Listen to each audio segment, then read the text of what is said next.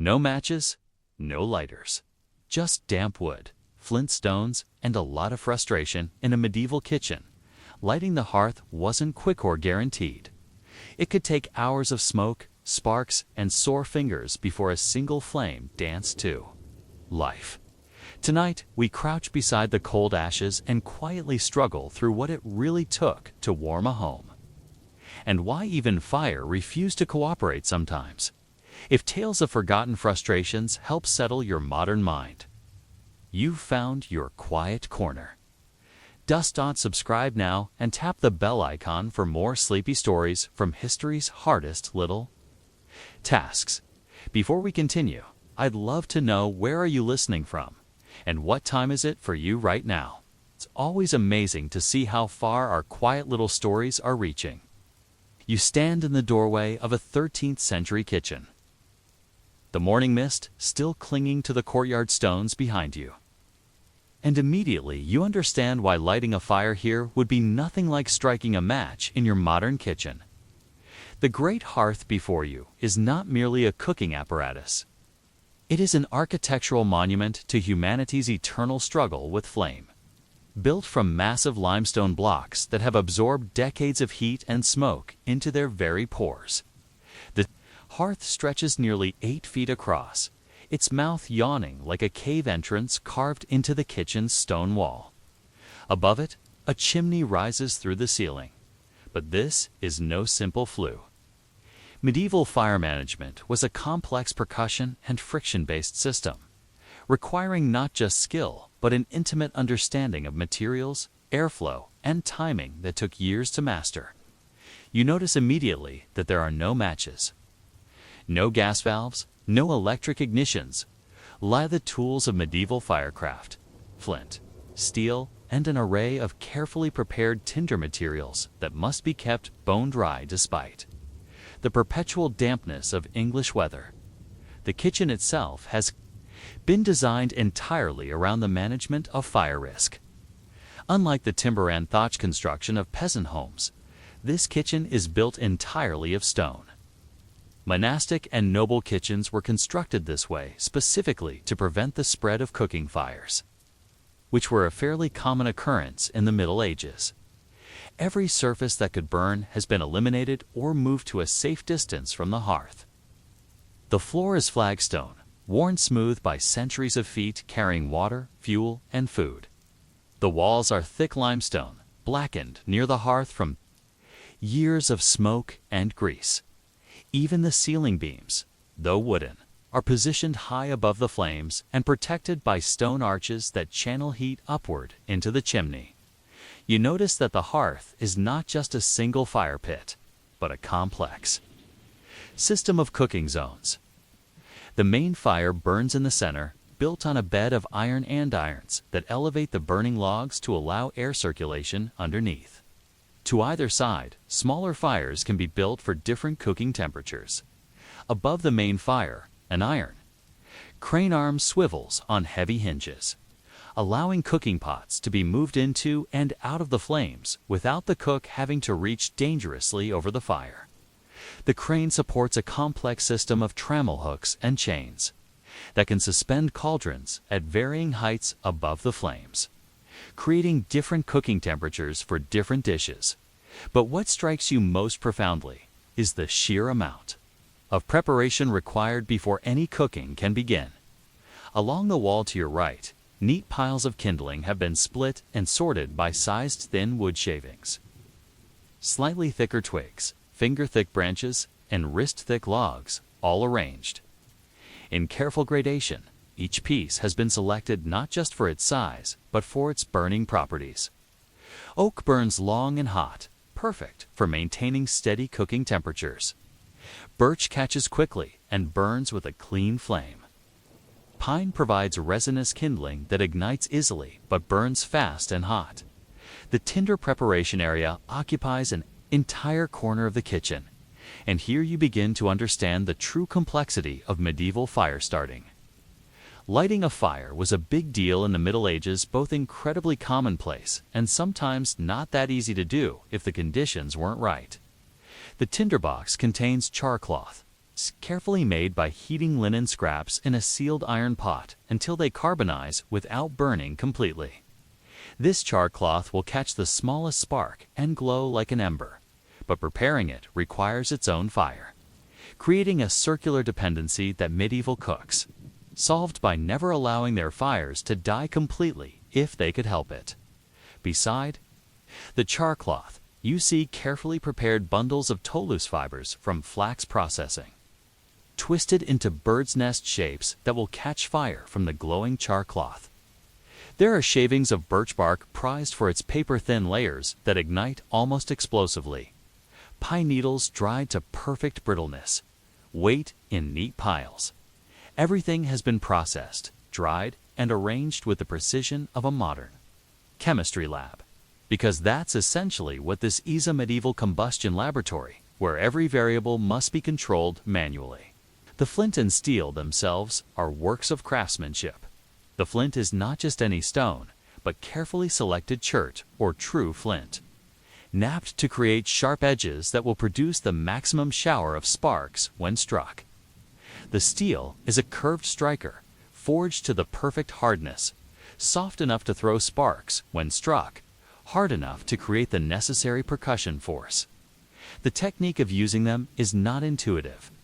You must strike the steel against the flint with exactly the right angle and force, directing the sparks onto the char cloth waiting below, while simultaneously shielding the tiny flame from drafts that could extinguish it instantly. You realize that the kitchen has been positioned with careful attention to prevailing winds. The main door faces away from the usual storm direction, and there are carefully planned cross breezes that will carry smoke away from the cooking areas without creating dangerous drafts that might scatter sparks or blow out newly lit fires. The windows are small and positioned high on the walls, providing light without creating wind tunnels at floor level where the fire lighting would occur.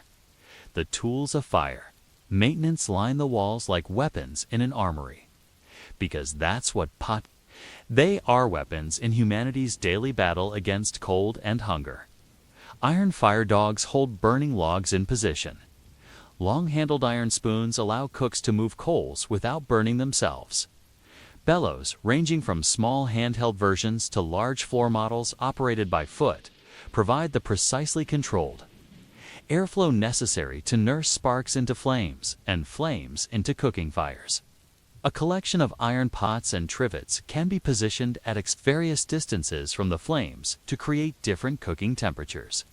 You notice that water management is integrated into every aspect of the kitchen design. Stone channels in the floor carry wash water and spilled liquids away from the fire areas. Large stone basins positioned near the hearth provide ready access to water for cooking and emergency fire suppression. The kitchen's location often includes access to a well or stream because fire management requires constant access to water, both for cooking and safety. The complexity extends to fuel management as well. Outside the kitchen door, covered storage areas protect firewood from rain and snow. Different types of wood are stored separately because they serve different purposes. Hardwoods like oak and ash provide long-burning coals for steady cooking heat. Softwoods like pine and fir provide quick ignition and high flames for rapid boiling. Charcoal, when available, burns hotter and cleaner than wood, but is expensive and must be purchased rather than gathered. As you absorb all these details, you begin to understand that lighting a fire in this medieval kitchen is not a single action, but an entire lifestyle. Every day begins with the assessment of the previous night's coals. If they have survived, carefully banked with ash to preserve them, they can be coaxed back to flame with relative ease. If they have died completely, the fire lighting process must begin from scratch, and this could take anywhere from minutes, 2 hours, depending on conditions. But even with perfect conditions and expert technique, the process remains fraught with potential failure. Damp air can prevent sparks from igniting tinder. A poorly prepared char cloth might smolder, but fail to transfer its heat to the tow. The tow might catch fire, but be too loosely packed to ignite the kindling. The kindling might light, but be too green or damp to catch the larger fuel. Each step in the process requires not just technical skill, but an almost mystical understanding of the behavior of fire in all its moods and circumstances. The question that hangs in the smoky air above the great hearth is not simply how medieval people managed to light fires, but how they managed to maintain the complex systems necessary to light fires reliably, day after day, season after season, in a world where failure to produce flame could mean the difference between a cooked meal and raw hunger, between warmth and dangerous cold, between light and the terrifying darkness of medieval night. How did they manage the intricate ballet of preparation, technique, and timing that made fire possible in an age when fire was never guaranteed? The great kitchen awakens in the pre-dawn darkness of a Tuesday morning in September 1284. And you witness the ancient ritual that has played out in countless kitchens across medieval Europe for centuries. Brother Thomas, the kitchen master of this Benedictine monastery, approaches the great hearth with the cautious reverence of a priest approaching an altar. Because in many ways, that's exactly what this is, a daily communion with the elemental force that separates civilization from wilderness. His first act is to kneel before the hearth and carefully probe the ash bed with a long iron rod, searching for any coals that might have survived the night. Medieval fire management was designed around maintaining continuous combustion whenever possible. Because lighting a fire was a big deal in the Middle Ages, both incredibly commonplace and sometimes not that easy to do if the conditions weren't right. The ash has been carefully banked the previous evening, creating an insulating layer that can preserve live coals for 12 to 14 hours if properly managed. Brother Thomas's experienced fingers work through the ash with practiced efficiency, but this morning brings disappointment. No warm glow answers his probing. The coals have died completely during the night, victim of a particularly cold September that has seen the first frost of the approaching winter. Akea sits back on his heels and mentally prepares for the full fire lighting process, a ritual that will require at least 30 minutes if everything goes perfectly, and potentially hours if the weather or materials prove uncooperative. The fire lighting process begins not with striking flint against steel, but with the careful preparation of a tinder nest. Brother Thomas moves to the tinder preparation area and begins assembling his materials with the precision of a medieval alchemist. First, he selects a piece of char cloth from the tinderbox, examining it in the dim light filtering through the kitchen's small windows. The char cloth must be properly prepared black throughout, brittle to the touch, and free of any uncarbonized fibers that might resist ignition. This particular piece passes his inspection, having been prepared 3 days earlier during the last fire lighting session. Next, he prepares a bird's nest of tow, the loose flax fibers that will receive the glowing char cloth and hopefully burst into flame. The tow must be prepared with obsessive attention to detail. Too tightly packed and it won't receive enough oxygen to ignite. Too loosely arranged and the heat will dissipate before combustion occurs. Brother Thomas pulls the fibers apart with his fingers, creating a hollow depression in the center where the char cloth will rest, surrounded by increasingly fine fibers that will catch fire in a precise sequence. The selection of additional tinder materials requires intimate knowledge of how different materials behave in the delicate moments between spark and flame. He chooses thin birch bark strips, prized because they contain natural oils that ignite almost explosively when heated. Pine needles, dried to perfect brittleness, are arranged in small bundles. Wood shavings, curled thin with a sharp knife too. Maximize surface area exposed to heat, weight in graduated sizes. Each material serves a specific function in the carefully orchestrated progression from spark to sustainable flame.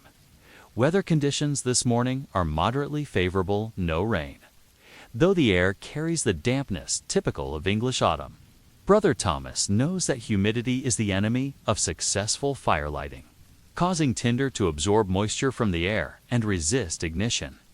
He has learned to compensate by storing his tinder materials in sealed containers and warming them near his body before use, using his own body heat to drive out any absorbed moisture. The flint and steel technique itself is far more complex than simply striking two objects together. Brother Thomas holds the flint firmly in his left hand, positioning it at precisely the right angle to direct sparks downward onto the char cloth waiting below. The steel striker, a curved piece of high-carbon steel forged specifically for this purpose, must be struck against the sharp edge of the flint with exactly the right combination of speed, angle, and force. Too gentle a strike produces no sparks. Too violent a strike shatters the spark-producing edge of the flint. The first strike produces a small shower of sparks, tiny fragments of burning steel that glow orange hot for a fraction of a second before dying. Most miss the char cloth entirely, falling harmlessly onto the stone hearth.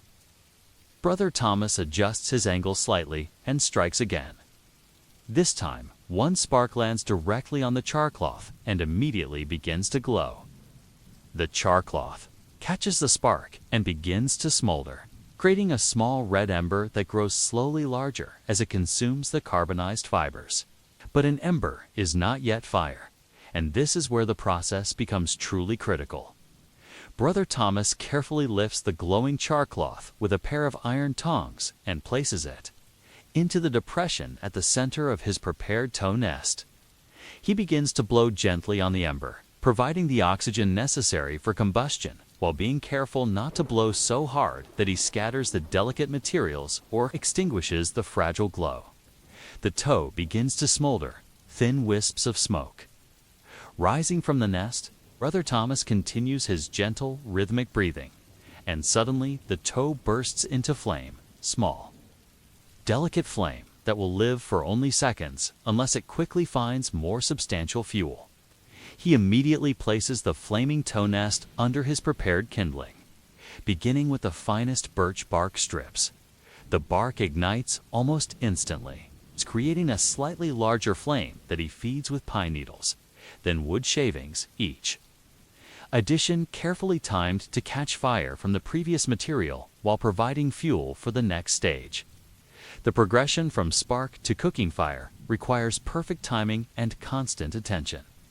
Add fuel too quickly, and the small flame is smothered.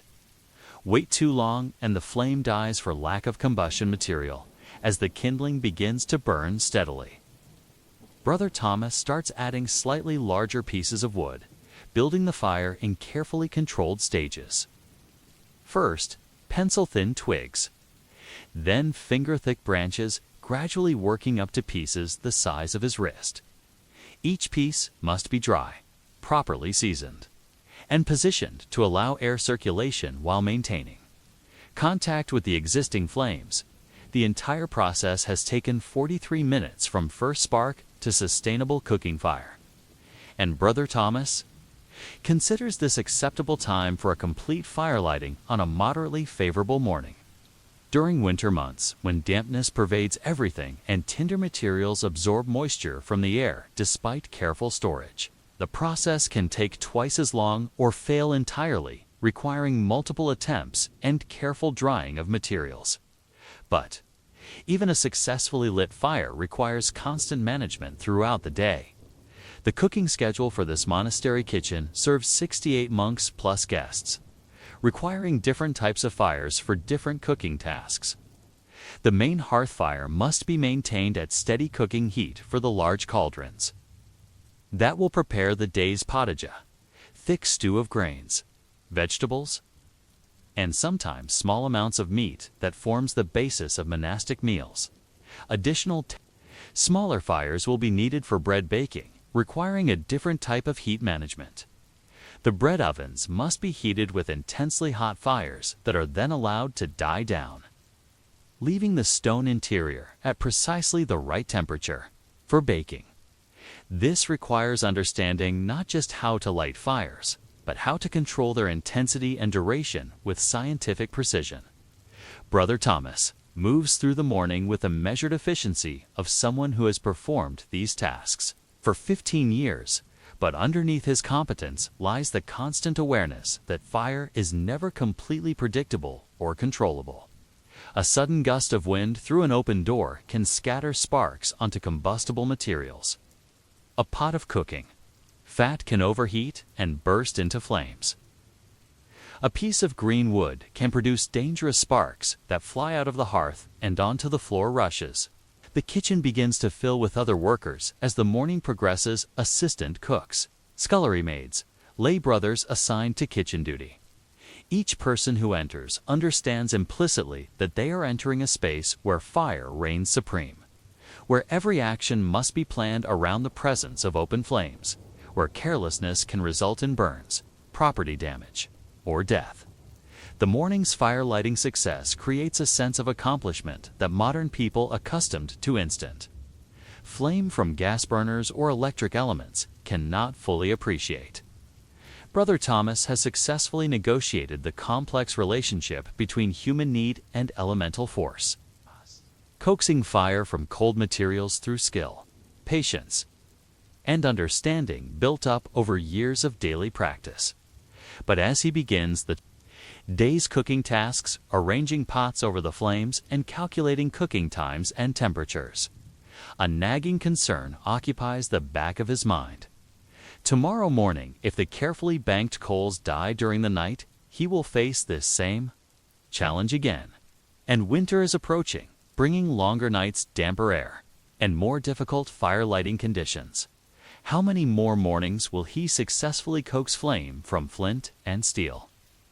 What happens on the morning when his skill, his materials, and the cooperation of weather and chance finally fail him? Leaving the kitchen cold and dark and the monastery without hot food for morning prayers? How does a medieval community survive when the fundamental technology of fire fails them at the moment they need it most? The flames that have served Brother Thomas faithfully for 15 years turn against him on a wine-lashed Thursday morning in November 1284. And in those terrifying moments, you witness how quickly fire transforms from life-sustaining ally to existential threat in the medieval world. What begins as a routine maintenance of the great hearth becomes a crisis that reveals both the fragility of medieval fire management and the extraordinary measures communities develop to survive when their most essential technology betrayed them. Brother Thomas is banking the morning cooking fire, a daily ritual performed to preserve coals for easy relighting, when a sudden gust of November wind drives down the chimney with unexpected force. The downdraft scatters burning embers across the hearth stones, and several land on the rushes that cover the kitchen floor. In the medieval world, floors were typically covered with rushes, straw, or dried herbs that were changed seasonally, but were always present, always dry, always ready to ignite. The rushes catch fire instantly, creating small blazes that spread with terrifying speed across the floor. Brother Thomas immediately begins stamping on the small fires with his leather boots, but the November wind continues to gust down the chimney, scattering more embers and creating new ignition points faster than he can extinguish them. Within moments, what was a controlled cooking fire has become multiple uncontrolled blazes threatening to consume the entire kitchen. Medieval fire safety protocols, developed through centuries of bitter experience, immediately swing into action. Brother Thomas shouts the traditional fire alarm: "Fire! Fire! All hands!" A cry that brings every available person running with predetermined responsibilities. Each home was required to have a full container of water ready and waiting outside the front door, and every citizen was obligated to assist in fire suppression efforts. Monastery fire response protocols were even more sophisticated, developed around the understanding that kitchen fires were both inevitable and potentially catastrophic. Brother Benedict arrives first, carrying the leather fire buckets that are always positioned near the kitchen entrance. Behind him come brothers Matthew, Luke, and John, each carrying water vessels or primitive firefighting tools. The response is swift and coordinated because every monastery has experienced kitchen fires before, and every member of the community understands that failure to contain a cooking fire can result in the loss of the entire monastery complex. The initial fire suppression focuses on creating fire breaks, removing all combustible materials from the path of the spreading flames. Brothers Matthew and Luke begin raking the burning rushes away from the wooden furniture and stored foodstuffs, using long-handled iron rakes designed specifically for this purpose. Brother John throws water on the scattered embers, creating hissing clouds of steam that temporarily obscure the kitchen in thick, choking smoke. But medieval fire suppression faces inherent limitations that make every kitchen fire a potentially catastrophic event. Water must be carried by hand from wells or streams, limiting the quantity available for fire suppression. The buckets themselves are made of leather, which can burn if exposed to intense heat. Most critically, medieval buildings contain vast quantities of combustible materials, wooden beams, thatched roofs, stored grains, dried herbs, and rushes, all of which can ignite and spread fire beyond any hope of manual suppression. Brother Thomas, despite his 15 years of fire management experience, finds himself struggling with the psychological reality of fire as enemy rather than ally. The same flames he has nurtured and controlled for decades have become unpredictable, hostile forces that seem to mock his expertise. Every technique he uses to control cooking fires, adding fuel, controlling airflow, manipulating heat distribution, becomes useless or counterproductive when applied to suppressing unwanted combustion. The monastery's fire suppression efforts reveal the sophisticated understanding medieval communities developed around fire behavior, rather than simply throwing water randomly at the flames. The brothers work systematically to eliminate the fire triangle: fuel, heat, and oxygen. They remove combustible materials, apply water to reduce heat, and use leather blankets to smother flames and eliminate oxygen supply. Brother Benedict demonstrates a technique developed through bitter experience. Rather than pouring water directly onto burning oil or fat, which can cause dangerous spattering and spread the fire, he throws sand from prepared fire buckets onto grease fires, smothering them without creating dangerous steam explosions. This knowledge, passed down through generations of kitchen workers, represents hard-won understanding of fire chemistry that wouldn't be formally codified by science for centuries. As the immediate crisis passes and the last of the scattered embers are extinguished, the brothers begin assessing the damage and implications of the morning's events. The kitchen floor rushes are completely destroyed and must be replaced before cooking can resume. More seriously, several iron cooking utensils have been damaged by the intense heat, and the great hearth itself shows crack damage from the rapid temperature changes caused by emergency water application. But the most significant impact is psychological and operational. The fire that was supposed to provide the day's cooking heat has been extinguished in the suppression efforts, and the kitchen now lacks the basic capability to prepare food for the monastery community. Brother Thomas must begin the entire fire lighting process again. But now he faces the additional challenge of working in a damaged kitchen with compromised materials and equipment. The monastery's response to the kitchen fire crisis reveals the sophisticated backup systems medieval communities developed to survive technological failures. Brother Abbot immediately authorizes the use of the scriptorium braziers to prepare simple meals, though this means interrupting the copying and illumination work that represents the monastery's primary scholarly function. The guest kitchen, normally used only for preparing meals for visitors, it's pressed into service to supplement cooking capacity. Emergency food protocols are activated. Cold meals that require no cooking bread, cheese, preserved meats, and ales replace the hot pottage and cooked vegetables that normally form the basis of monastic meals. The community's carefully planned nutrition schedule is disrupted, but survival systems ensure that no one goes hungry while the main kitchen is restored to operation.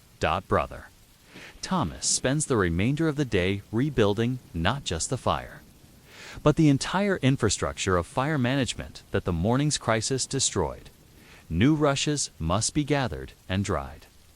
Tinder materials must be prepared and tested. The damaged hearthstones must be examined and potentially replaced. Most critically, the psychological confidence in fire management that has sustained him. For 15 years must be rebuilt from the ground up, as evening approaches and the kitchen slowly returns to functional status. Brother Thomas reflects on the morning's events with the sobering awareness that he has witnessed his own future. Kitchen fires are not aberrations in medieval life. They are inevitable events that every cook will face multiple times throughout their career. The question is not whether kitchen fires will occur, but whether the human systems of response, recovery, and resilience will prove adequate when they do. The evening meal is finally served, prepared over newly lit fires in a partially restored kitchen, and the monastery community gathers in the refectory with a deeper appreciation for the hot food before them. They understand, perhaps more clearly than modern people ever can, that every cooked meal represents a successful negotiation with forces that can turn hostile without warning.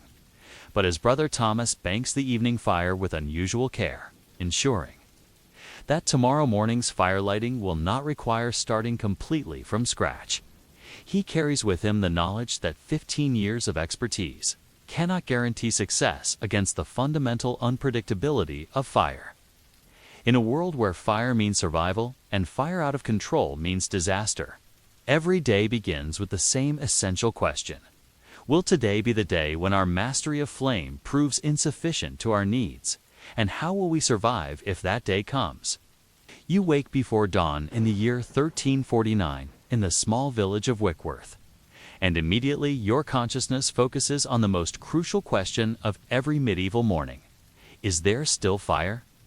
As the village's designated tinderbox keeper, role that carries both honor and terrible responsibility, you understand that the survival of 43 households depends on your ability to maintain, nurture, and distributes a fundamental technology that separates human civilization from the cold darkness of wilderness. The tinderbox keeper position exists because medieval communities quickly learned that fire management was too critical. To leave two individual households, medieval firemaking required specialized knowledge of percussion, friction, compression of air, chemical, solar, and electrical techniques, each demanding years of practice to master reliably. A village that depended on each family maintaining their own firelighting capabilities faced the constant risk of multiple households simultaneously losing their fires, creating community-wide crises during bad weather or other challenging conditions. Your position carries weight that modern people cannot fully comprehend. In a world without matches, lighters, or gas stoves, you are the human repository of the knowledge and materials necessary to create fire on demand. Your tinderbox contains not just flint, steel, and prepared combustible materials, but the accumulated wisdom of generations of firekeepers' knowledge about which types of flint produce the most reliable sparks, how different steels perform in various weather conditions, and which tinder materials ignite most readily under different circumstances. The tinderbox itself is a masterwork of medieval craftsmanship, designed to protect its precious contents from the dampness that is fire's greatest enemy. Made from seasoned oak with tight-fitting joints sealed with pine resin, it maintains an internal environment dry enough to preserve charcloth, steel wool, prepared tow, and other materials for months at a time. The box is divided into compartments, each storing different types of tinder for different firelighting situations, fine materials for catching initial sparks, medium materials for nurturing small flames, and coarse materials for building sustainable fires. Your morning inspection reveals that last night's banking was successful. The communal fire pot, a large iron vessel filled with carefully arranged coals and ash, still contains glowing embers from the previous day's fire.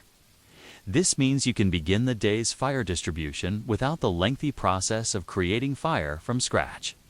But it also means your vigilance yesterday Evening preserve the village's most precious resource through another dangerous night. The communal firepot represents medieval innovation in fire management technology. Rather than attempting to maintain individual fires in every household, a system prone to widespread failure. During storms or cold snaps, Wickworth has invested in a centralized fire maintenance system. The firepot, positioned in the stone-built firehouse at the village center, can preserve coals for up to 18 hours when properly managed, providing a reliable source of fire for the entire community, even when weather conditions make firelighting from scratch difficult or impossible. Your first task each morning is assessing the fire pot's condition and planning the day's fire distribution strategy. This morning's coals are strong and well preserved, glowing orange-red when exposed to gentle air flow from your bellows. You estimate you have enough preserved fire to provide starting coals for all 43 households, plus reserve capacity for emergency firelighting should individual household fires fail during the day. The fire distribution process requires careful coordination and timing. Each household in Wickworth has designated times for collecting their daily fire allotment, scheduled to minimize the risk of the firepot being depleted before all families have obtained their cooking and heating. Fires. The schedule accounts for different household needs. Families with young children receive priority access to ensure they can heat milk and prepare soft foods, while households with skilled cooks who can work with smaller amounts of starting fire receive later time slots. Your tools for fire distribution are specialized implements developed through generations of fire-keeping experience. Long-handled iron tongs allow you to remove glowing coals from the firepot without burning yourself. Covered iron transfer pots, each fitted with tight lids and air holes positioned to maintain coal temperature while controlling airflow, enable transport of live coals to individual households. A collection of bellows in various sizes provides the precisely controlled airflow necessary to maintain coal temperature during distribution without creating dangerous flare-ups. But the tinder box keeper's responsibilities extend far beyond simple fire distribution. You are the village expert in fire behavior, the person consulted when household fires behave unpredictably or when new fire management challenges arise. Your knowledge encompasses the science of combustion as understood in medieval times, relationships between fuel, air, and heat that determine whether firelighting attempts succeed or fail. Weather monitoring forms a crucial part of your daily routine. Changes in humidity, wind direction, and atmospheric pressure all affect fire behavior and firelighting success rates. You maintain mental notes on how different weather patterns influence the performance of various tinder materials, adjusting your recommendations to households based on daily conditions. During periods of high humidity, you advise using larger amounts of prepared char cloth. During windy conditions, you recommend additional windscreens and modified firelighting techniques. The preparation and maintenance of tinder materials occupy significant portions of your time. Char cloth production requires burning linen, scraps, and sealed iron pots under carefully controlled conditions, carbonizing the fabric without allowing complete combustion. The process demands precise temperature control and timing too little heat, and the cloth remains uncarbonized and difficult to ignite. Too much heat and it burns completely to ash. You typically prepare char cloth in large batches during favorable weather, building up reserves that can sustain the village through periods when fire-making conditions are challenging. Tow preparation involves processing flax fibers into the precisely configured bundles that will catch fire from glowing char cloth and transfer heat to kindling materials. The fibers must be combed and arranged to create optimal air circulation while maintaining sufficient density to sustain combustion long enough to ignite larger materials. You experiment constantly with different tow configurations, seeking the arrangements that provide the most reliable ignition under various conditions. Your relationship with the village blacksmith is essential to maintaining firelighting capabilities. The steel strikers used to create sparks require specific metallurgical properties. They must be hard enough to produce sparks when struck against flint, but not so hard that they shatter under repeated use. The blacksmith crafts strikers too. Your specifications. Adjusting carbon content and heat treatment based on your feedback about performance characteristics. Flint selection and maintenance represent another specialized area of expertise. Not all stones marketed as flint produce reliable sparks, and even good flint requires proper preparation and maintenance. You spend time each week knapping flint edges to maintain sharp surfaces that produce maximum spark generation. Different types of flint perform better under different conditions, and you maintain varieties selected for reliability in wet weather, cold conditions, and other challenging circumstances. The social implications of your role extend throughout the village community. Families that lose their household fires due to carelessness or accident come to you for emergency fire lighting services. Often in the middle of the night during cold weather when fire failure can be life-threatening. Your ability to respond quickly to these emergencies, maintaining ready supplies of prepared tinder, and possessing the skills to create fire under difficult conditions represents the difference between family survival and potential disaster. Training. Your eventual replacement occupies increasing amounts of your attention as you move into middle age. Fire-keeping knowledge cannot be learned from books or casual observation. It requires hands-on experience with the quirks and behaviors of materials and techniques that vary with weather, season, and individual circumstances. Your apprentice, young William, the miller's son, spends hours each week learning to assess coal quality, prepare tinder materials, and execute the complex hand movements necessary for reliable flint-tanned steel technique. But as you begin this particular morning's fire distribution rounds, carrying the familiar weight of the fire pot and tinderbox, a concerning pattern occupies your thoughts. The village's fire consumption has been increasing steadily as more families expand their cooking activities and heating needs. The communal fire pot, adequate for the village's needs when first installed, now requires more frequent recharging and larger coal reserves to meet daily demand. Winter approaches, bringing longer nights and colder temperatures that will increase fire demand, while simultaneously making fire lighting more difficult due to increased humidity and shorter daylight hours for preparation activities. Your reserves of prepared tinder materials, usually adequate through the cold months, appear insufficient for the coming winter's anticipated needs. Most troubling, your own expertise, built up over 23 years of daily firekeeping, feels increasingly strained by the growing complexity of village fire management needs. How much longer can one person maintain reliable fire services for a growing community? What happens when your knowledge and skills prove insufficient to meet the increasing demands placed on the village's fire management systems? And who will take responsibility for preserving fire when the current systems finally reach their breaking point?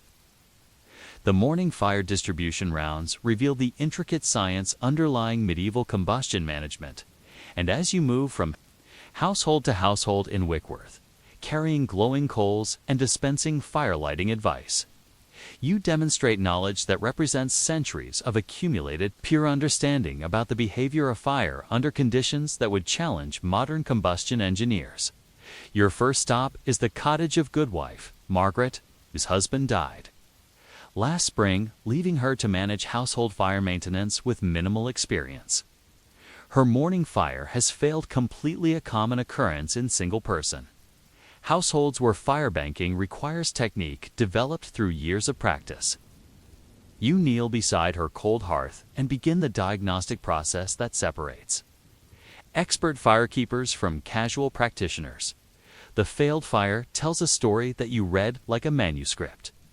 The ash bed shows insufficient coal banking. Margaret placed too few coals under too thin a layer of ash, allowing the preserved heat to dissipate during the night rather than maintaining the smoldering combustion necessary for morning reignition. The arrangement of unburned fuel around the hearth indicates she attempted to rebuild the fire by adding fresh wood to cold ashes. A technique that cannot succeed without an existing source of ignition heat. Your fire restoration process demonstrates. The medieval understanding of combustion science explains that successful fire creation requires understanding the relationships between fuel, heat, and oxygen that medieval practitioners mastered through empirical observation rather than theoretical knowledge. You arrange fresh tinder in Margaret's hearth, using char cloth from your supplies to catch sparks from your flint and steel. Then building the fire through carefully graduated stages that demonstrate the precision required for reliable medieval fire management. The char cloth ignites immediately when struck by sparks from your practiced flint and steel technique, glowing red orange as it consumes the carbonized linen fibers. You transfer the glowing char cloth to a prepared nest of tow, blowing gently to provide oxygen while shielding the delicate flame from drafts. The tow bursts into flame, which you immediately feed with birch bark shavings. Then, progressively, larger materials, till a sustainable fire burns in Margaret's hearth. But the real education occurs as you explain to Margaret the scientific principles underlying successful fire management. Medieval firekeepers understood intuitively what modern science calls the fire triangle, the three elements of fuel, heat, and oxygen that must be present in proper proportions for combustion to occur. Remove any one element and fire becomes impossible. Maintain all three in optimal balance and fire becomes reliable and controllable. Your explanation to Margaret reveals the sophisticated understanding medieval communities developed around fuel selection and preparation. Different types of wood burn with different characteristics that must be matched to specific cooking and heating needs. Oak and ash provide long-burning coals, perfect for overnight banking and steady cooking heat. Birch and pine ignite quickly, but burn fast, ideal for rapid heating and initial fire starting. Apple and cherry woods burn with sweet smoke preferred for flavoring meats, while avoiding woods like elder or yew that produce toxic smoke dangerous for cooking. The moisture content of fuel represents another critical variable that medieval firekeepers learned to assess and control. Green wood contains too much water to burn efficiently, producing excessive smoke and insufficient heat while consuming other fuel in the process of driving off moisture. Properly seasoned wood, dried for at least 1 full year under cover, burns cleanly and produces maximum heat output. Over-dried wood, exposed to excessive heat or stored too long, becomes brittle and burns too quickly to provide sustained heat. Margaret's questions about fire behavior reveal common misconceptions that lead to fire management failures. She has been attempting to control fire intensity by restricting airflow, not understanding that insufficient oxygen causes incomplete combustion, producing dangerous carbon monoxide while reducing heat output. You demonstrate proper fire management techniques using adjustable airflow from bellows and strategic fuel placement to control flame intensity without creating hazardous conditions. Your next stop, the household of Thomas the Carpenter, presents different fire management challenges. Thomas maintains excellent fires for his woodworking activities, but his wife Agnes struggles with cooking fire management, particularly the precise temperature control necessary for bread, baking, and brewing. Medieval cooking required understanding multiple types of fire behavior, simultaneously intense heat for boiling, moderate heat for roasting, gentle heat for warming, and carefully controlled declining heat for baking. Annis's bread baking difficulties illustrate the complexity of medieval oven management. The bread oven must be heated with intensely hot fires that heat the stone interior to temperatures that will bake bread after the fire is removed and the oven sealed. This requires calculating heat absorption rates of different stone types, understanding how oven size and shape affect heat retention, and timing the transition from heating phase to baking phase with precision that determines success or failure. Of the day's bread production, you demonstrate oven temperature assessment techniques that represent sophisticated medieval thermometry. Experienced bakers could determine oven temperature by observing the color of the interior stones, the behavior of flour sprinkled on the oven floor, and the amount of time required for specific test materials to brown. These techniques provided temperature control accurate enough for reliable bread production. Without any modern measuring instruments, the brewing processes that Agnes struggles with require different but equally precise fire management. Brewing ales and meads involves heating various liquids to specific temperatures that must be maintained for predetermined time periods to achieve proper fermentation. Too much heat destroys the yeasts necessary for fermentation. Too little heat fails to activate the chemical processes that convert grains and honey into alcoholic beverages. Your demonstration of brewing fire management reveals medieval understanding of what modern science calls enzyme activation and denaturation temperatures. Medieval brewers learned through experience that different grains required different heating schedules to convert starches into fermentable sugars, and that precise temperature control during various brewing stages determined the final products, alcohol content, flavor, and storage stability. The afternoon brings more complex fire management challenges as you visit the household of Peter the baker, whose commercial bread production requires maintaining multiple fires simultaneously at different temperatures for different baking stages. Peter's operation demonstrates the sophisticated industrial fire management that medieval craftsmen developed to support specialized production activities. Peter maintains 3 separate fire systems: a high-temperature fire for initial oven heating, a moderate temperature fire for maintaining ambient heat during bread rising, and a low-temperature fire for warming areas where finished bread cools gradually to prevent cracking. Each fire requires different fuel types, airflow management, and timing coordination to support the complex sequence of activities necessary for commercial bread production. The technical knowledge required for Peter's operation exceeds what individual households need, but it illustrates the specialization that medieval communities developed around fire management.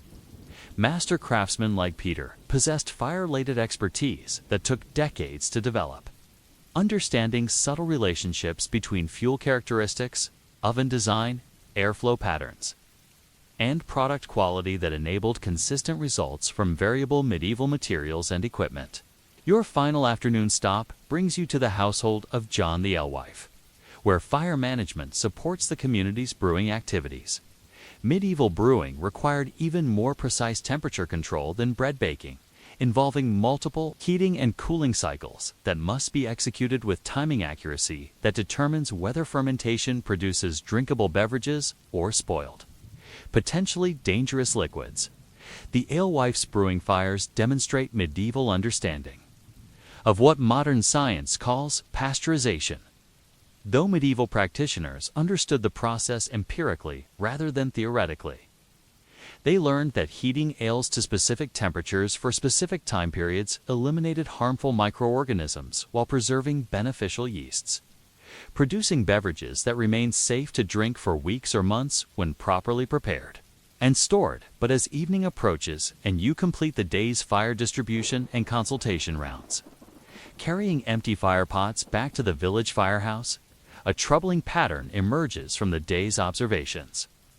Each household you visited demonstrated some aspect of fire management failure or difficulty that reflects growing pressure on the village's fire management systems. Margaret's fire failures indicate insufficient knowledge transfer between generations, as traditional fire-keeping expertise fails to pass reliably from parents to children. Agnes's cooking difficulties suggest that specialization in fire management has progressed to the point where general firekeeping knowledge no longer supports all household activities. Peter and John's commercial operations require fire expertise that exceeds what community firekeepers can provide through informal consultation. Most concerning, your own expertise, while adequate for current village needs, feels increasingly stretched by the growing complexity and specialization of fire management requirements. The traditional system of community firekeeping, based on one expert supporting multiple households, appears to be approaching its capacity limits as the village grows and fire applications become more sophisticated.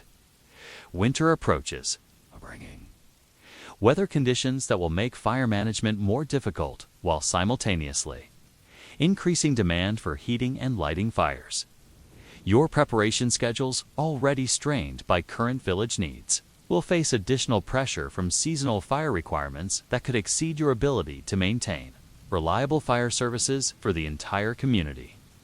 The question hanging in the smoky evening air as you bank the communal fire pot for another night is whether medieval fire management systems, developed for smaller communities with simpler fire needs, can adapt successfully to serve growing villages with increasingly complex fire applications. What happens when traditional firekeeping knowledge proves insufficient for modern fire management challenges? And how does a community survive when its fundamental technology systems reach their breaking point? Winter arrives early in 1349, and with it comes the catastrophic failure that reveals the fragility of medieval fire management systems when pushed beyond their designed capacity. You wake on a December morning to discover that the communal fire pot has failed completely during the night, not just reduced to dying coals that can be coaxed back to life, but cold ash that represents the complete extinction of Wickworth Village's primary fire source. The implications hit you immediately with the force of physical blow. 43 households are waking to cold hearths on a morning when the temperature has dropped below freezing for the first time this winter. Without preserved coals from the communal fire pot, every family that failed to maintain their individual household fires faces the prospect of no cooking fire, no heating fire, and no light source until fire can be recreated from scratch using flint hand steel techniques that become exponentially more difficult in cold, damp conditions.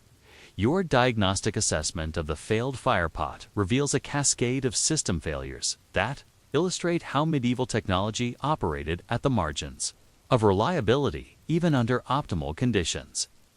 The fire pot itself shows crack damage from repeated thermal cycling. The expansion and contraction caused by daily heating and cooling has finally fractured the iron vessel that pewed up, that served the village for 8 years. Cold December air flowing through the cracks dissipated the carefully banked coals during the night, allowing complete heat loss that killed the preserved fire. But the fire pot failure represents only the most visible symptom of deeper systemic problems that have been building throughout the autumn. Your tinder supplies have been depleted faster than usual due to increased demand from households struggling with individual fire management problems. The charcloth reserves that normally sustain the village through winter months are insufficient for current needs, and the cold, damp weather makes preparing fresh charcloth nearly impossible. The flint and steel that form the backbone of your fire-starting capabilities show signs of where that compromised their reliability precisely when reliability becomes most critical.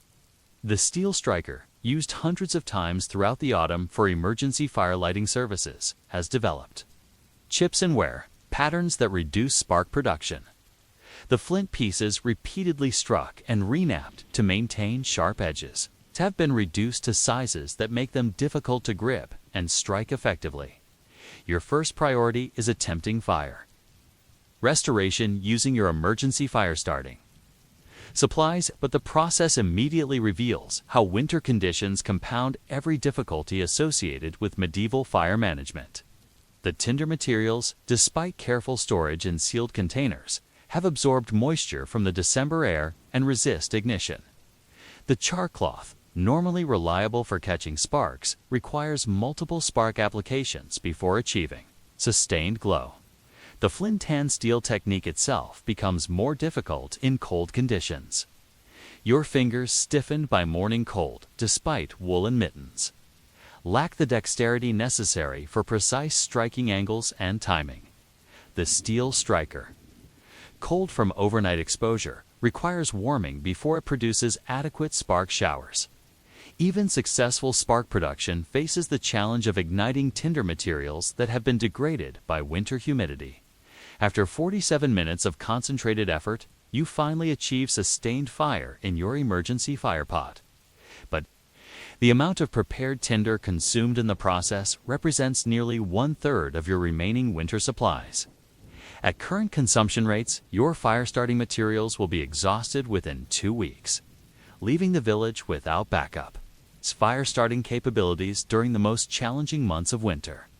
The village's response to the fire crisis reveals both the strengths and limitations of medieval community resilience systems.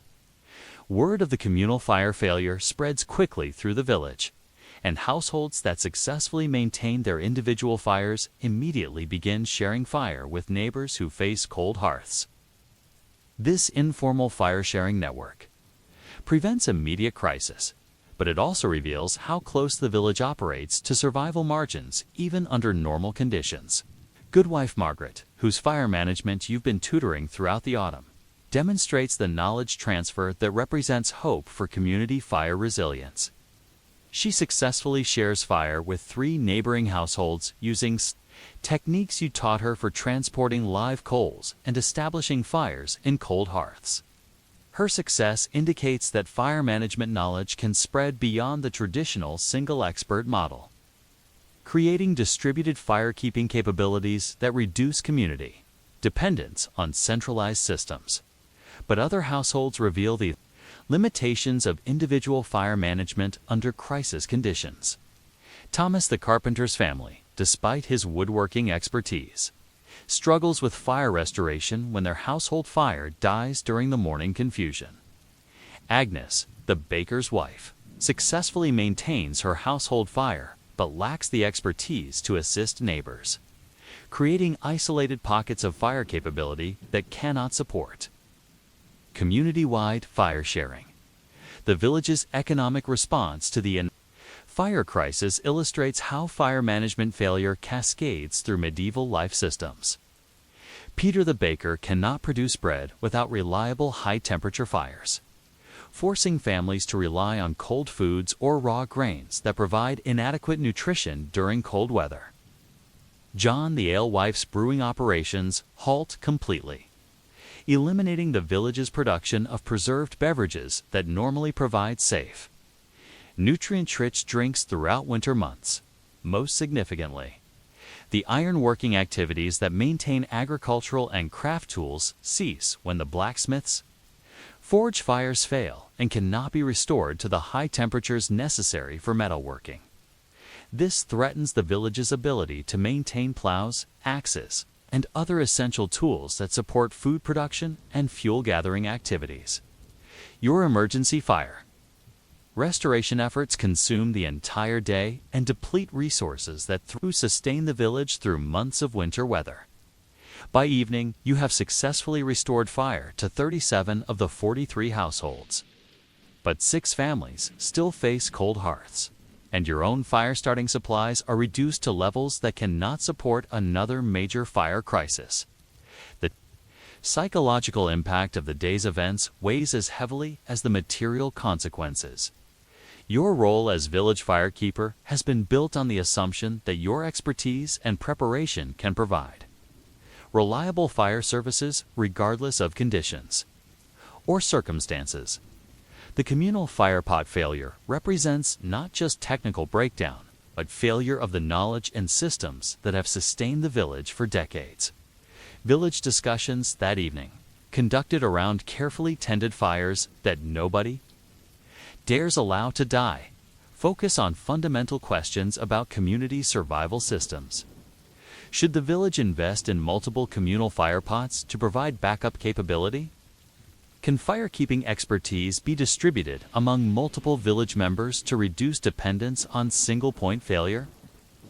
How can winter fire management be improved to prevent repetition of the morning's crisis? But underneath these practical discussions lies a more troubling realization. The village's fire management systems, adequate for the smaller, simpler community of previous decades, have not scaled. successfully to meet the needs of a larger population with more sophisticated fire applications. The traditional knowledge and infrastructure that sustained previous generations appear insufficient for current challenges. And winter has barely begun. The question that haunts your thoughts as you carefully bank the evening fires, using extra ash and reduced airflow to maximize overnight coal preservation, is whether medieval communities possess the adaptability necessary to evolve their fundamental survival technologies when traditional systems prove inadequate. How many more fire crises can Wickworth survive before the accumulated failures overwhelm the community's ability to maintain the fire-dependent activities that sustain medieval life? Tomorrow morning will bring another test of fire management. Systems that have already failed once. Winter weather will become more severe. Fire demands will increase. And your depleted resources will face greater challenges with reduced capability.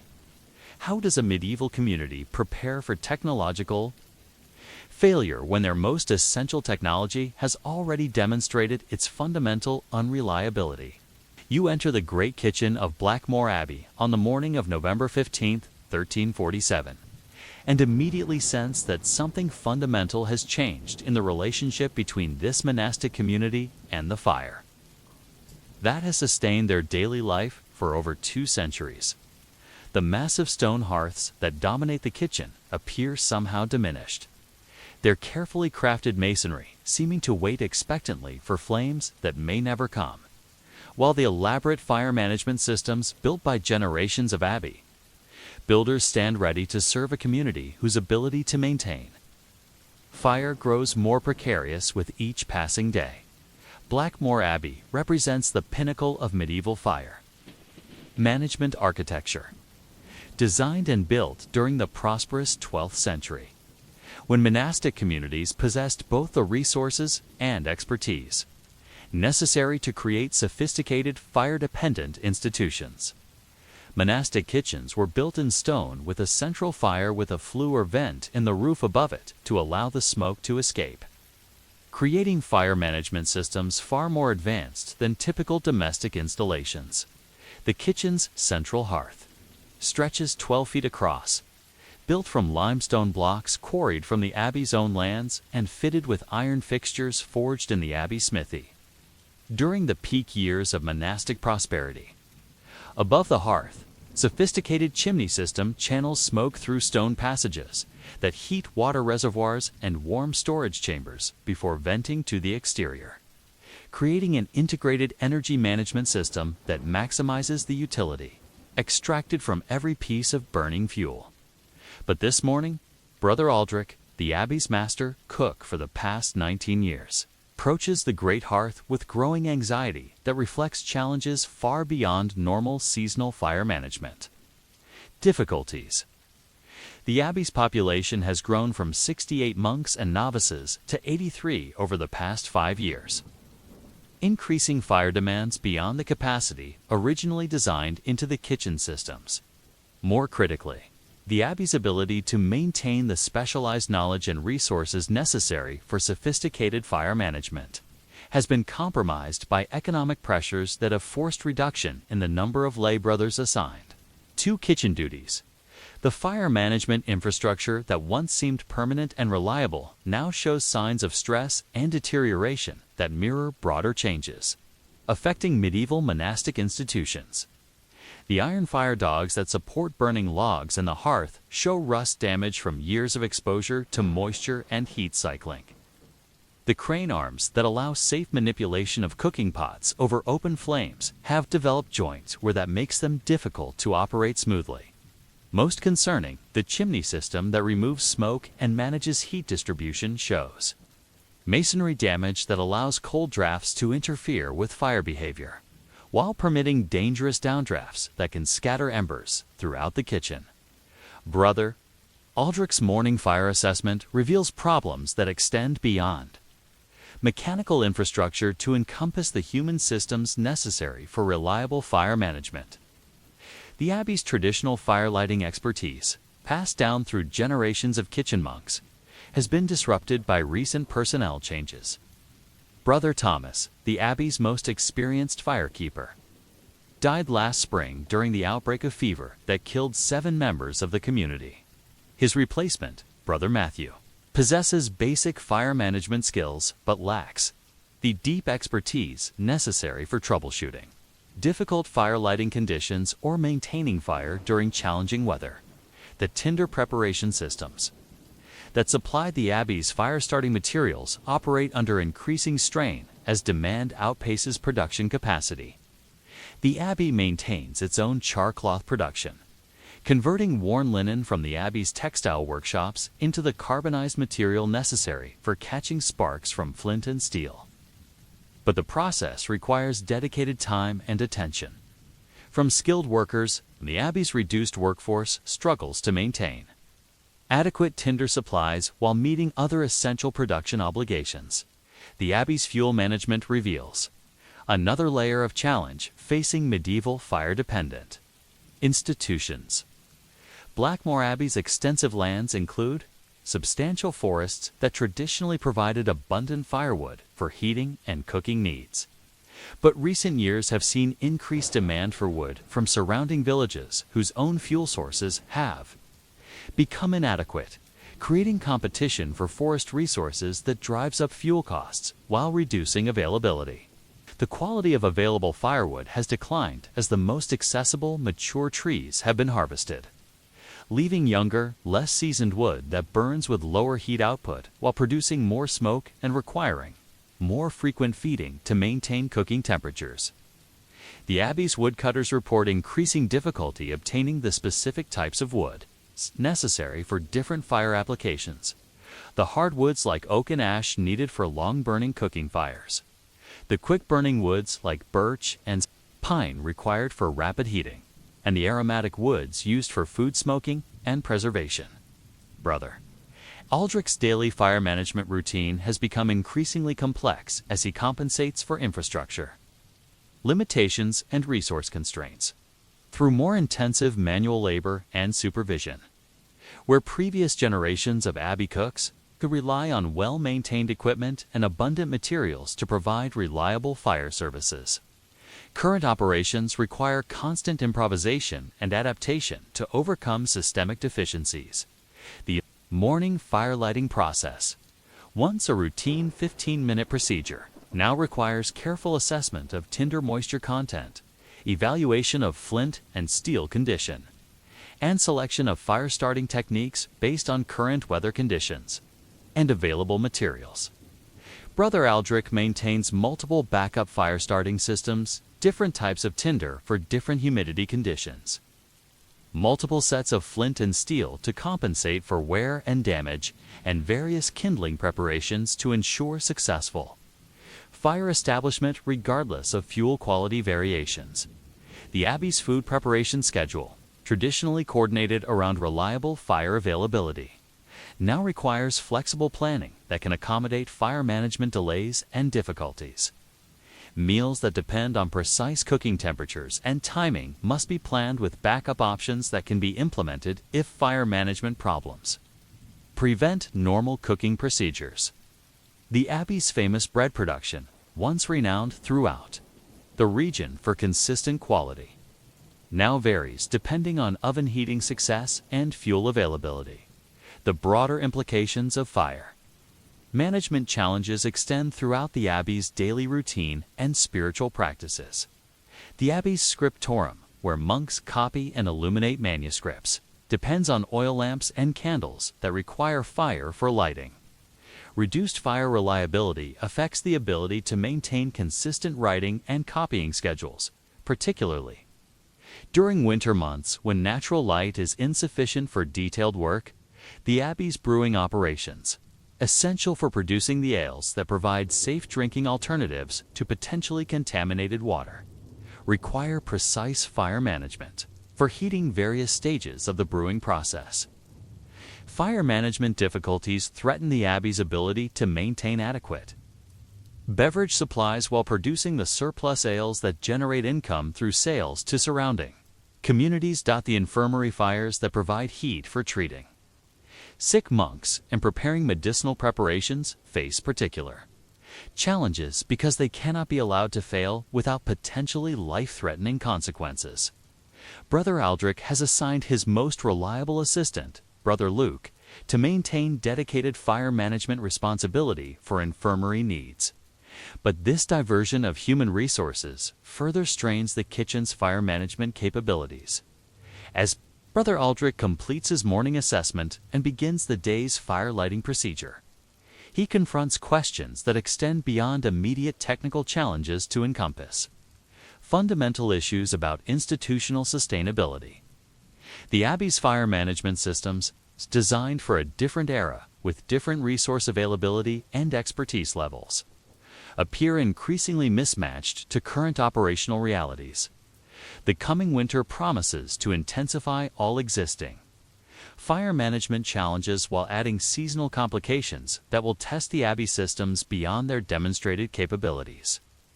Fuel demands will increase while fuel quality decreases due to moisture and freezing conditions. Fire lighting will become more difficult as humidity and cold temperatures compromise tinder materials and human dexterity. The consequences of fire management failure will become more severe as heating needs increase and food preservation becomes more critical. But the most troubling question facing Brother Aldrich as he strikes flint against steel in the pre-dawn darkness of the Great Kitchen is whether medieval monastic institutions, built around assumptions of stable resources and continuous expertise, possess the adaptability necessary to survive when their fundamental infrastructure systems prove inadequate to changing circumstances. How does a community that has organized its entire existence around reliable fire management continue to function when fire becomes unreliable? And what happens to the spiritual and practical mission of the Abbey when the technology that enables their way of life begins to fail? December brings to Blackmore Abbey the creeping realization that fire management failure is not a sudden catastrophe, but a gradual erosion of capabilities that weakens the community's ability to maintain their way of life until even basic survival becomes uncertain. Brother Aldrich wakes each morning to confront fire-related challenges that have become progressively more severe throughout the winter, transforming from manageable inconveniences into existential threats to the Abbey's continued operation. The Great Kitchen hearth that should anchor the Abbey's food preparation activities now requires 2 hours of concentrated effort each morning to establish reliable cooking fires.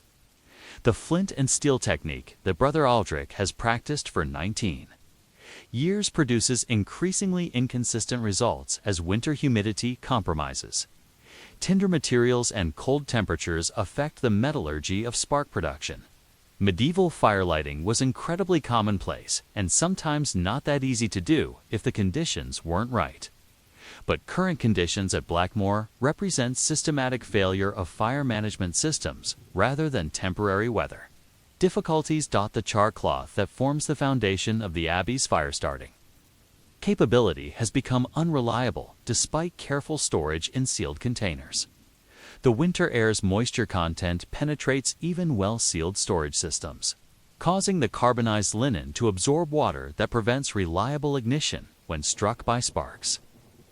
Brother Aldrich has experimented with various moisture protection techniques, storing char cloth near the hearth to benefit from residual heat, sealing containers with additional layers of wax and leather, even keeping small quantities of char cloth inside his robes where body heat can drive out absorbed moisture. But these adaptive measures require time and attention that compromise other essential fire management activities. The morning fire lighting process that once occupied a predictable slot in the Abbey's daily routine now expands unpredictably, sometimes requiring 3 or 4 attempts when tinder materials fail to ignite, or newly lit fires die due to inadequate fuel or poor air circulation. The uncertainty disrupts the carefully coordinated schedule of morning prayers, food preparation, and work assignments that structures monastic life. The Abbey's fuel situation has deteriorated beyond simple scarcity to encompass fundamental changes in fuel quality that affect fire behavior in ways that challenge traditional fire management expertise. The firewood available from the Abbey's depleted forests contains higher moisture content due to necessity of cutting trees before proper seasoning periods have elapsed. Green wood burns poorly, producing excessive smoke while generating insufficient heat for effective cooking, and it consumes other fuel in the process of driving off internal moisture. Brother Aldrich has adapted cooking techniques to compensate for reduced fire performance, but these adaptations require additional time and fuel while producing inferior results. Bread baking, the Abbey's signature food production activity, has become unreliable as oven heating requires more fuel and longer heating periods to achieve proper baking temperatures. The bread ovens that once operated on predictable schedules, producing consistent quantities of high-quality bread for Abbey consumption and regional sales, now operate intermittently based on fuel availability and fire management success. The Abbey's economic situation reflects the cascading effects of fire management problems throughout institutional operations. Reduced bread production eliminates income from sales to surrounding communities, while requiring the Abbey to purchase bread from external sources during periods when internal production fails. The brewing operations that once generated significant income through ale sales have become irregular due to fire management difficulties that prevent reliable temperature control during brewing processes. Most critically, the Abbey's ability to maintain food preservation activities that enable survival through winter months has been compromised by fire management problems. Smoking meats require sustained, controlled fires that current fuel and expertise limitations make difficult to achieve. Food preparation techniques that depend on precise cooking temperatures and timing become unreliable when fire behavior cannot be predicted or controlled effectively. The human cost of fire management difficulties manifests in multiple ways throughout the Abbey community.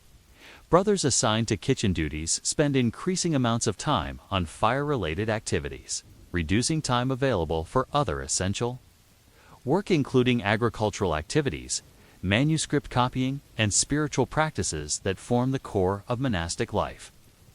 The physical demands of intensive fire management in challenging conditions contribute to exhaustion and illness that further reduce the Abbey's human resources. Brother Matthew, the inexperienced firekeeper who replaced Brother Thomas, shows signs of severe stress as he struggles with responsibilities that exceed his training and capabilities. His unsuccessful attempts to master advanced fire management techniques result in wasted tinder materials and fuel while creating delays that disrupt Abbey operations. The psychological pressure of bearing responsibility for fire management. Failures that affect the entire community's welfare creates anxiety that interferes with his other monastic duties. The spiritual implications of fire management failure extend beyond practical inconvenience to challenge fundamental aspects of monastic life. The Abbey's daily prayer schedule requires adequate lighting for reading religious texts during winter months, when natural light is insufficient. Oil lamps and candles that provide this lighting depend on flame sources that have become unreliable, forcing modifications to traditional worship practices that have remained unchanged for centuries. The scriptorum activities that represent one of the Abbey's most important contributions to medieval intellectual life face particular challenges from fire management problems. Manuscript copying and illumination require consistent lighting conditions that allow detailed work to proceed without interruption. The oil lamps that provide this lighting consume significant quantities of oil that must be heated and prepared, using fires that have become difficult to maintain reliably.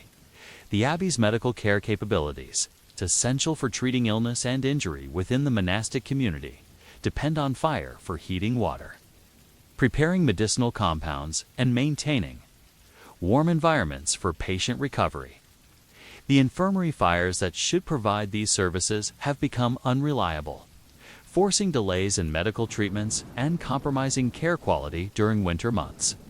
When illness rates typically increase, Brother Aldrich's attempts to maintain fire services through increased personal effort and innovative techniques demonstrate individual resilience, but also reveal the systemic nature of the challenges facing the Abbey. His expertise, accumulated over nearly 2 decades of fire management, proves inadequate when applied to problems that result from infrastructure deterioration, resource scarcity, and institutional capacity limitations rather than individual. Technical failures. The Abbey's evening fire banking procedures. Once routine activities that preserved coals for easy morning relighting have become complex operations requiring multiple backup systems and contingency plans.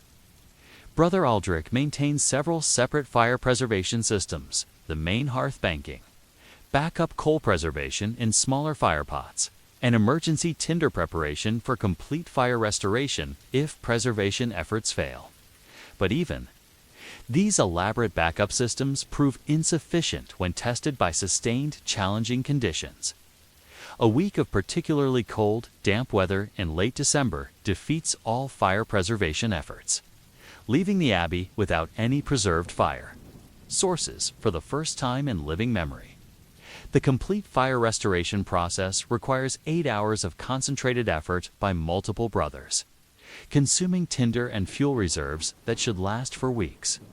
The broader monastery community begins to confront questions about institutional sustainability that extend beyond immediate winter survival to encompass fundamental issues about the viability of fire-dependent, monastic life under changing resource and expertise conditions.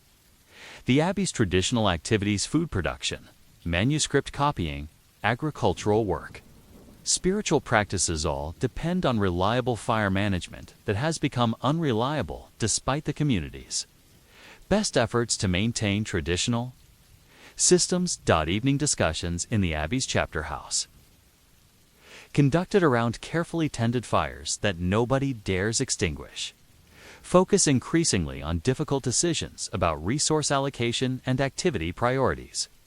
Should the Abbey concentrate limited fire management resources on essential survival activities, abandoning traditional scholarly and economic activities? Can fire management expertise be acquired from external sources, and at what cost to the Abbey's economic situation? How long can the community continue to function when their fundamental technology systems operate at the margins of failure? But as Brother Aldrich carefully banks the evening fires with techniques refined through weeks of winter crisis management, he confronts the possibility that individual expertise and community dedication may prove insufficient when institutional systems face challenges that exceed their design capacity. How does a monastic community maintain its spiritual mission when basic survival activities consume all available resources and attention? What happens to centuries of monastic tradition when the technology that enables that tradition proves unsustainable under changing conditions? January 18, 1348 dawns at Blackmore Abbey, with the kind of killing cold that transforms fire from convenience to necessity for survival. And Brother Aldrich discovers that the Abbey's fire management systems have finally failed completely. The great kitchen hearth contains nothing but cold ash.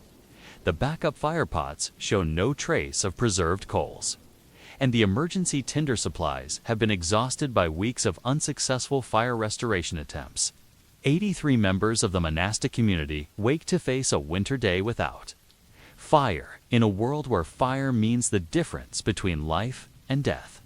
The catastrophic fire failure represents not a single point of breakdown, but the culmination of system degradation that has been building throughout the winter months. The Abbey's fire management infrastructure, designed for different resource availability and operational conditions, has proven inadequate for the challenges of maintaining fire under the combined pressures of increased demand, reduced fuel quality, depleted expertise, and severe weather conditions that push medieval technology beyond its sustainable limits. Brother Aldrich's emergency assessment reveals the scope of challenges facing any attempt to restore fire capabilities.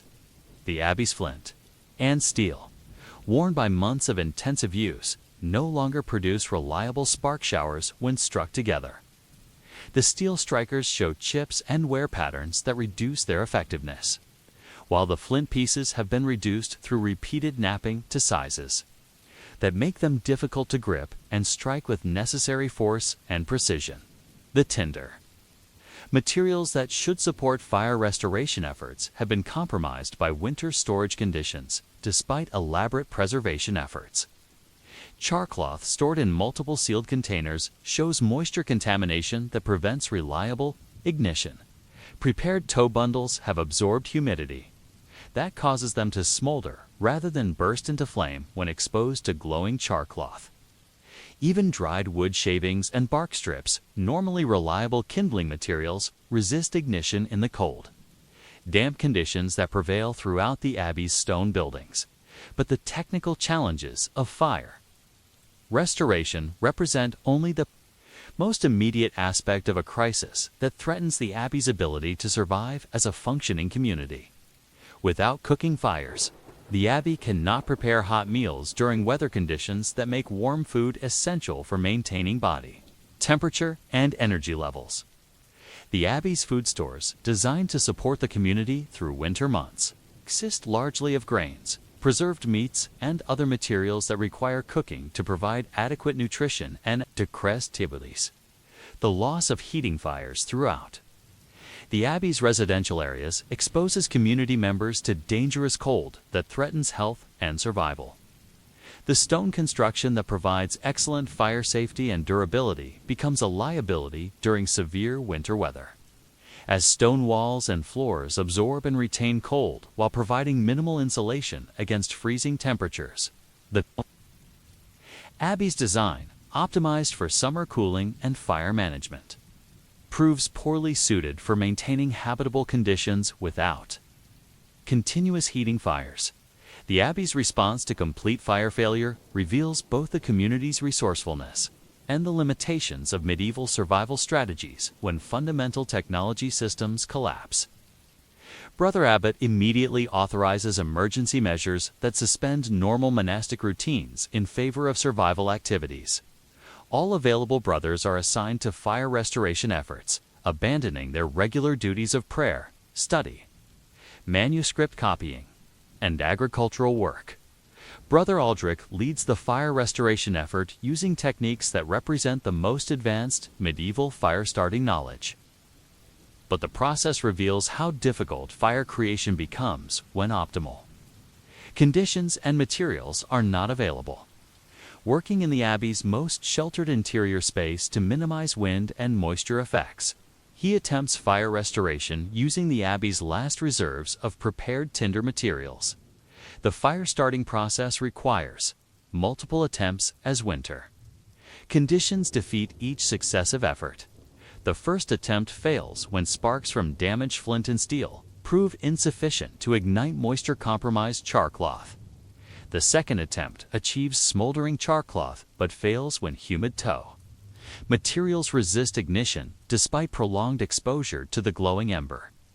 The third attempt produces brief flame in the tow bundle, but inadequate kindling preparation causes it flame to die before it can establish sustainable combustion. Each failed fire-starting attempt consumes irreplaceable tinder materials from the Abbey's exhausted reserves while demonstrating that traditional fire management expertise becomes insufficient when equipment and materials operate beyond their design tolerances. Brother Aldrich's 19 years of fire management experience provide knowledge about optimal fire-starting techniques, but that knowledge cannot compensate for fundamental degradation in the tools and materials necessary for successful fire creation. The psychological impact of repeated fire-starting failures affects the entire Abbey community, as brothers witness the inability of their most experienced firekeeper to restore the technology essential for their survival. The confidence in traditional monastic self-sufficiency, built on centuries of successful operation in challenging conditions, erodes as community members confront the possibility that their institutional systems may be inadequate for current circumstances. Emergency resource conservation measures implemented by Brother Abbot reveal how quickly monastic communities can adapt their operations when faced with existential threats, but also demonstrate the costs of abandoning traditional activities in favor of crisis response. Food rationing reduces each brother's daily nutrition to minimal survival levels, while eliminating the communal meals that serve important social and spiritual functions within monastic life. The suspension of normal work activities eliminates productive labor that supports the abbey's economic sustainability while redirecting human resources toward fire restoration efforts that may ultimately prove unsuccessful. Agricultural work that should continue throughout winter months to prepare for spring planting cannot be completed without tools and materials that require fire for maintenance and preparation. The spiritual implications of fire failure challenge fundamental aspects of monastic life that depend on lighting for religious practices. Evening prayers, traditionally conducted by candlelight, must be abbreviated or eliminated when fire cannot be maintained reliably. The daily reading of religious texts that forms a central component of monastic spiritual practice becomes impossible. During winter months, when natural light is insufficient for extended reading, the abbey's medical care capabilities, essential for treating cold-related illness and injury that increase during crisis conditions, depend on fire for heating water, preparing medicinal compounds, and maintaining warm treatment environments. The inability to maintain infirmary fires compromises care quality precisely when community health faces greatest stress from exposure. Inadequate nutrition and psychological pressure.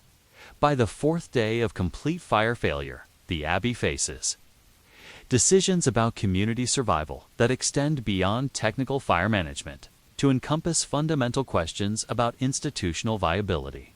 Some brothers advocate abandoning the abbey temporarily, seeking shelter in surrounding villages, where fires still burn and food can be obtained.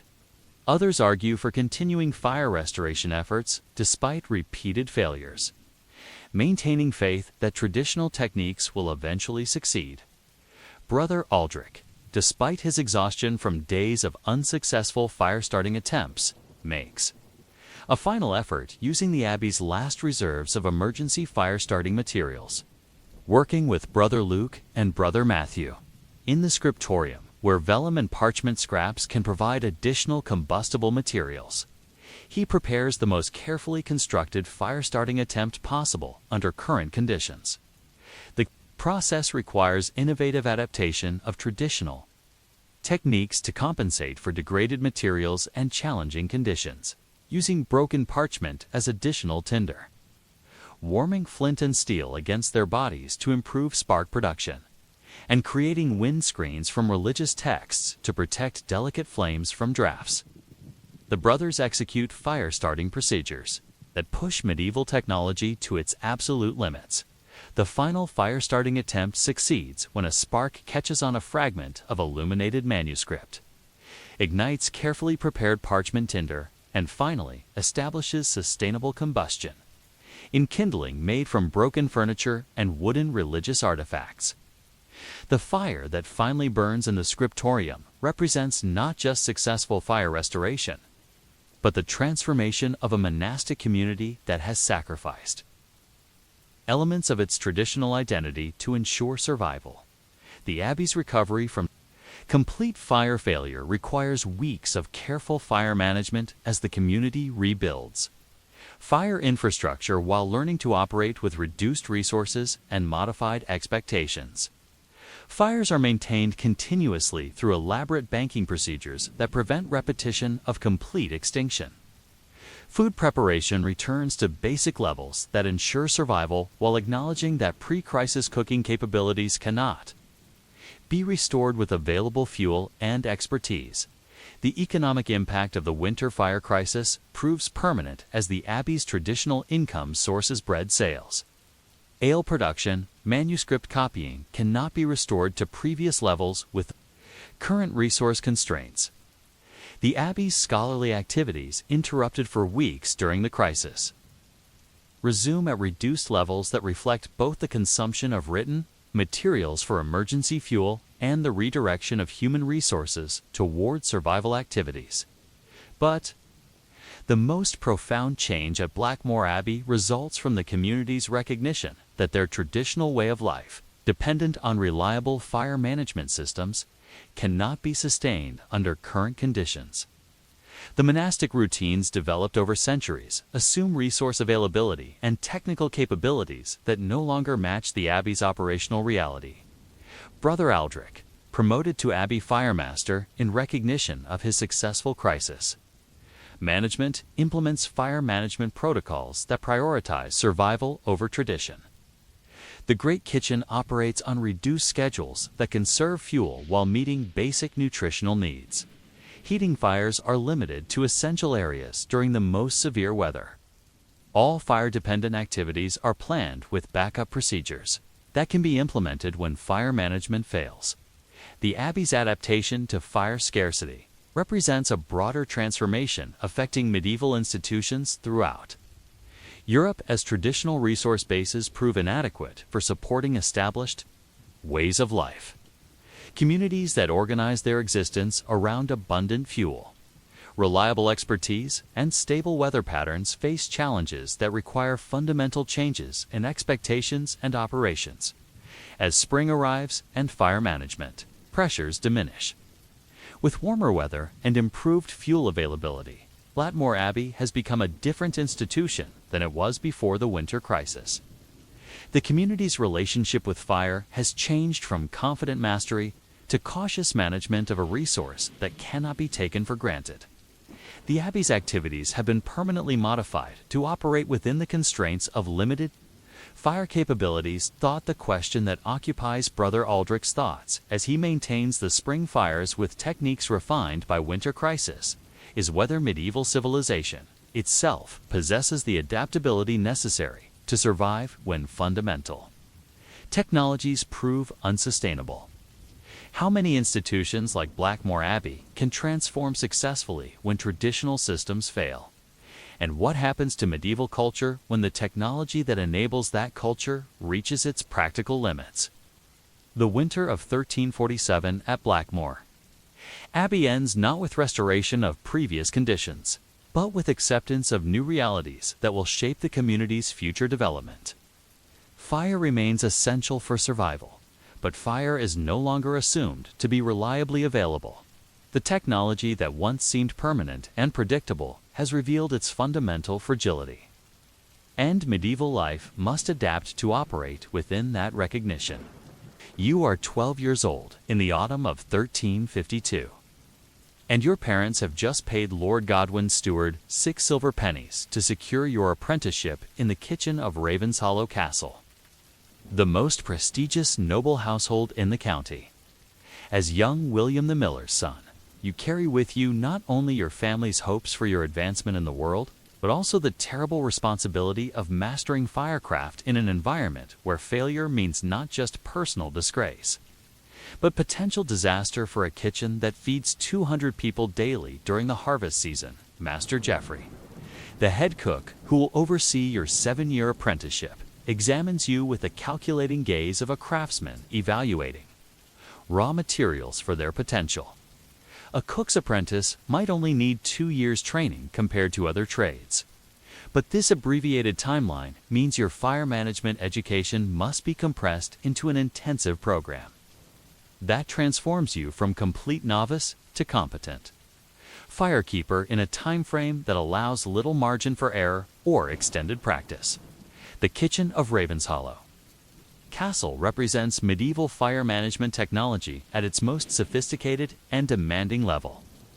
Unlike the simple hearths of peasant cottages or even the substantial installations of monastic kitchens, this noble kitchen operates multiple specialized fire systems simultaneously, each requiring different expertise and serving different functions. Within the complex hierarchy of medieval food, preparation, and service, the great roasting hearth dominates the kitchen's north wall. A limestone construction 12 feet wide and 8 feet deep that can accommodate entire sides of beef whole, pigs, and multiple smaller animals roasting simultaneously on iron spits turned by kitchen boys working in shifts throughout the day. The fire management required for successful roasting demands understanding of heat zones, fuel selection, and temperature control that takes experienced cooks years to master fully, adjacent to the roasting hearth. Smaller specialized fireplaces serve specific cooking functions that require their own fire management expertise. The sauce hearth maintains the precisely controlled low fires necessary for preparing the complex gravies and reductions that distinguish noble cuisine from simpler peasant food. The bread ovens, built into the kitchen's east wall, require mastery of heating cycles that achieve the exact stone temperatures necessary for producing the white bread that symbolizes noble status and wealth. The pastry kitchen, separated from the main cooking area to prevent contamination from smoke and meat odors, operates its own fire systems optimized for the delicate temperature control necessary for creating the elaborate pies, tarts, and confections that demonstrate the kitchen's artistic capabilities. Each of these specialized fire installations requires not just technical fire management skills, but understanding of how different fire characteristics affect different types of food preparation. Master Jeffrey begins your fire education not with practical fire lighting instruction, but with lectures about fire behavior that reveal the scientific understanding medieval master cooks developed through generations of experience. You learn that different woods burn with different characteristics that must be matched to specific cooking requirements. Oak provides steady, long-burning coals, perfect for maintaining consistent roasting heat. Ash burns hot and clean, ideal for high-temperature searing. Apple and cherry woods impart subtle flavors preferred for roasting poultry and game. But wood selection represents only the beginning of fire management complexity in a noble kitchen. The timing of fire preparation must be coordinated with meal schedules that serve different social groups at different times throughout the day. The servant's breakfast requires quick-burning fires that can prepare simple porridge rapidly. The noble's dinner demands elaborate fire management that supports multiple cooking techniques. Simultaneously, over several hours of preparation time, your first practical fire assignment seems deceptively simple: maintaining the small fire that keeps the kitchen's water supply warm throughout the day. This task, assigned to the most junior apprentice, teaches fundamental fire management principles while providing essential service that more experienced cooks depend upon for their work. But you quickly discover that even this simple assignment requires constant attention and developing expertise. The water-warming fire must burn consistently without producing excessive smoke that would contaminate food preparation areas. It requires regular fuel addition timed to maintain steady heat without creating dangerous flare-ups. The fire must be built up during busy cooking periods when hot water demand increases, then banked during quiet periods to conserve fuel while maintaining availability for unexpected needs. Your fire lighting education begins with observation of Master Jeffrey's morning fire restoration routine, a ritual performed with the precision of religious ceremony. Unlike household firekeepers who might accept longer lighting times or multiple attempts, noble kitchen fire management operates under time pressures that demand reliable success on first attempts. Delayed fire lighting cascades through complex cooking schedules, potentially causing meal delays that embarrass the noble family and reflect poorly on kitchen management. Master Jeffrey's flint and steel technique demonstrates the advanced skill levels expected in professional medieval cooking. His strikes produce consistent spark showers directed with precision onto carefully prepared tinder materials. His fire building progresses through predetermined stages timed to achieve cooking fires exactly when needed for specific meal preparation phases. The entire process, from first spark to full cooking capability, requires exactly 17 minutes and proceeds without hesitation or uncertainty. But your own attempts at fire lighting reveal the gap between observation and competence that defines apprentice education in medieval crafts. Your flint and steel strikes produce inconsistent sparks that frequently miss the prepared tinder entirely. When sparks do land on char cloth, your inexperienced breath control either fails to provide adequate oxygen for ignition or blows too forcefully and scatters the delicate materials. Your fire-building attempts collapse when improperly arranged kindling fails to catch, or when fuel additions smother rather than feed developing flames. Each failed fire-lighting attempt consumes precious tinder materials while delaying kitchen operations that depend on reliable fire availability. Master Jeffrey's criticism focuses not just on technical errors, but on the broader implications of fire management failure in professional cooking environments.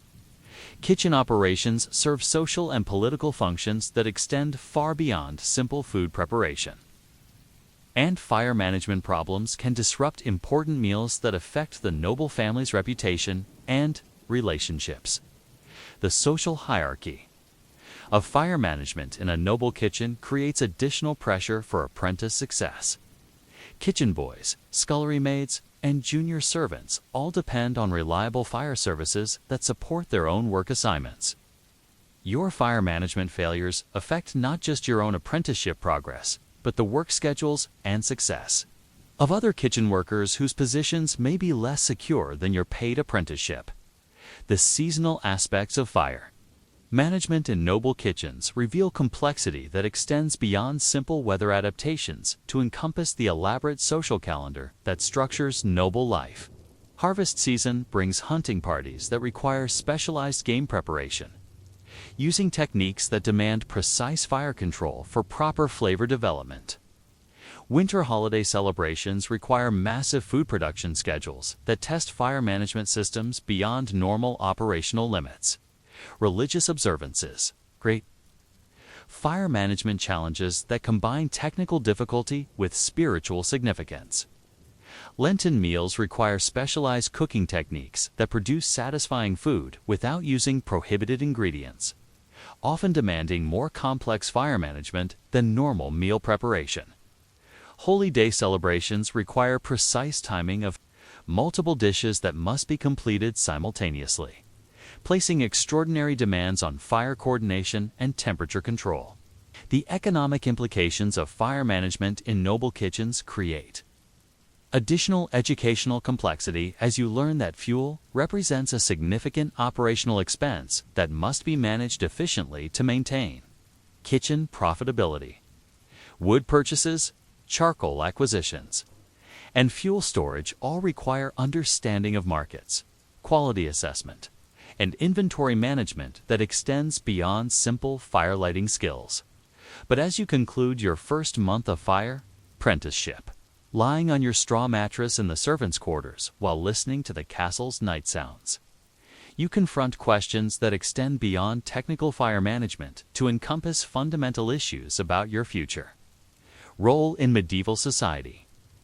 Your apprenticeship represents not just training in cooking skills, but preparation for a lifetime career managing technology that can never be completely mastered or controlled. The firecraft you must learn serves social hierarchies and economic systems that place enormous pressure on technical competence, while providing limited tolerance for the learning process necessary to develop that competence. Your success or failure in mastering fire management will determine not just your individual career prospects, but your family's investment in your apprenticeship and your position within the complex social structure of medieval professional life. How do you develop the confidence and expertise necessary for professional fire management when every practice attempt carries consequences that extend beyond personal learning to affect other people's work and welfare? What happens when the technical demands of noble kitchen fire management exceed your developing capabilities? And how do you survive in a professional environment that expects mastery from apprentices who are still learning fundamental skills? Winter descends on Ravenshollow Castle in December 1352, and your fire management education enters its most challenging phase as master. Jeffrey assigns you responsibility for maintaining the sauce hearth during the Christmas season preparation period. This assignment represents both recognition of your developing skills and a test that could determine your continued success in the apprenticeship program. Because failure to maintain proper fire control during the castle's most important social events would reflect on Master Jeffrey's judgment and potentially damage his professional reputation. The sauce hearth requires fire management precision that exceeds anything you have previously attempted, demanding understanding of temperature, gradations that must be maintained within narrow ranges for hours at a time. The delicate reduction sauces that distinguish noble cuisine from simpler fare depend on gentle, consistent heat that slowly concentrates flavors without causing scorching or separation that would ruin entire batches of expensive ingredients. Your education in sauce fire management begins with theoretical instruction that reveals the scientific principles underlying medieval fine cooking.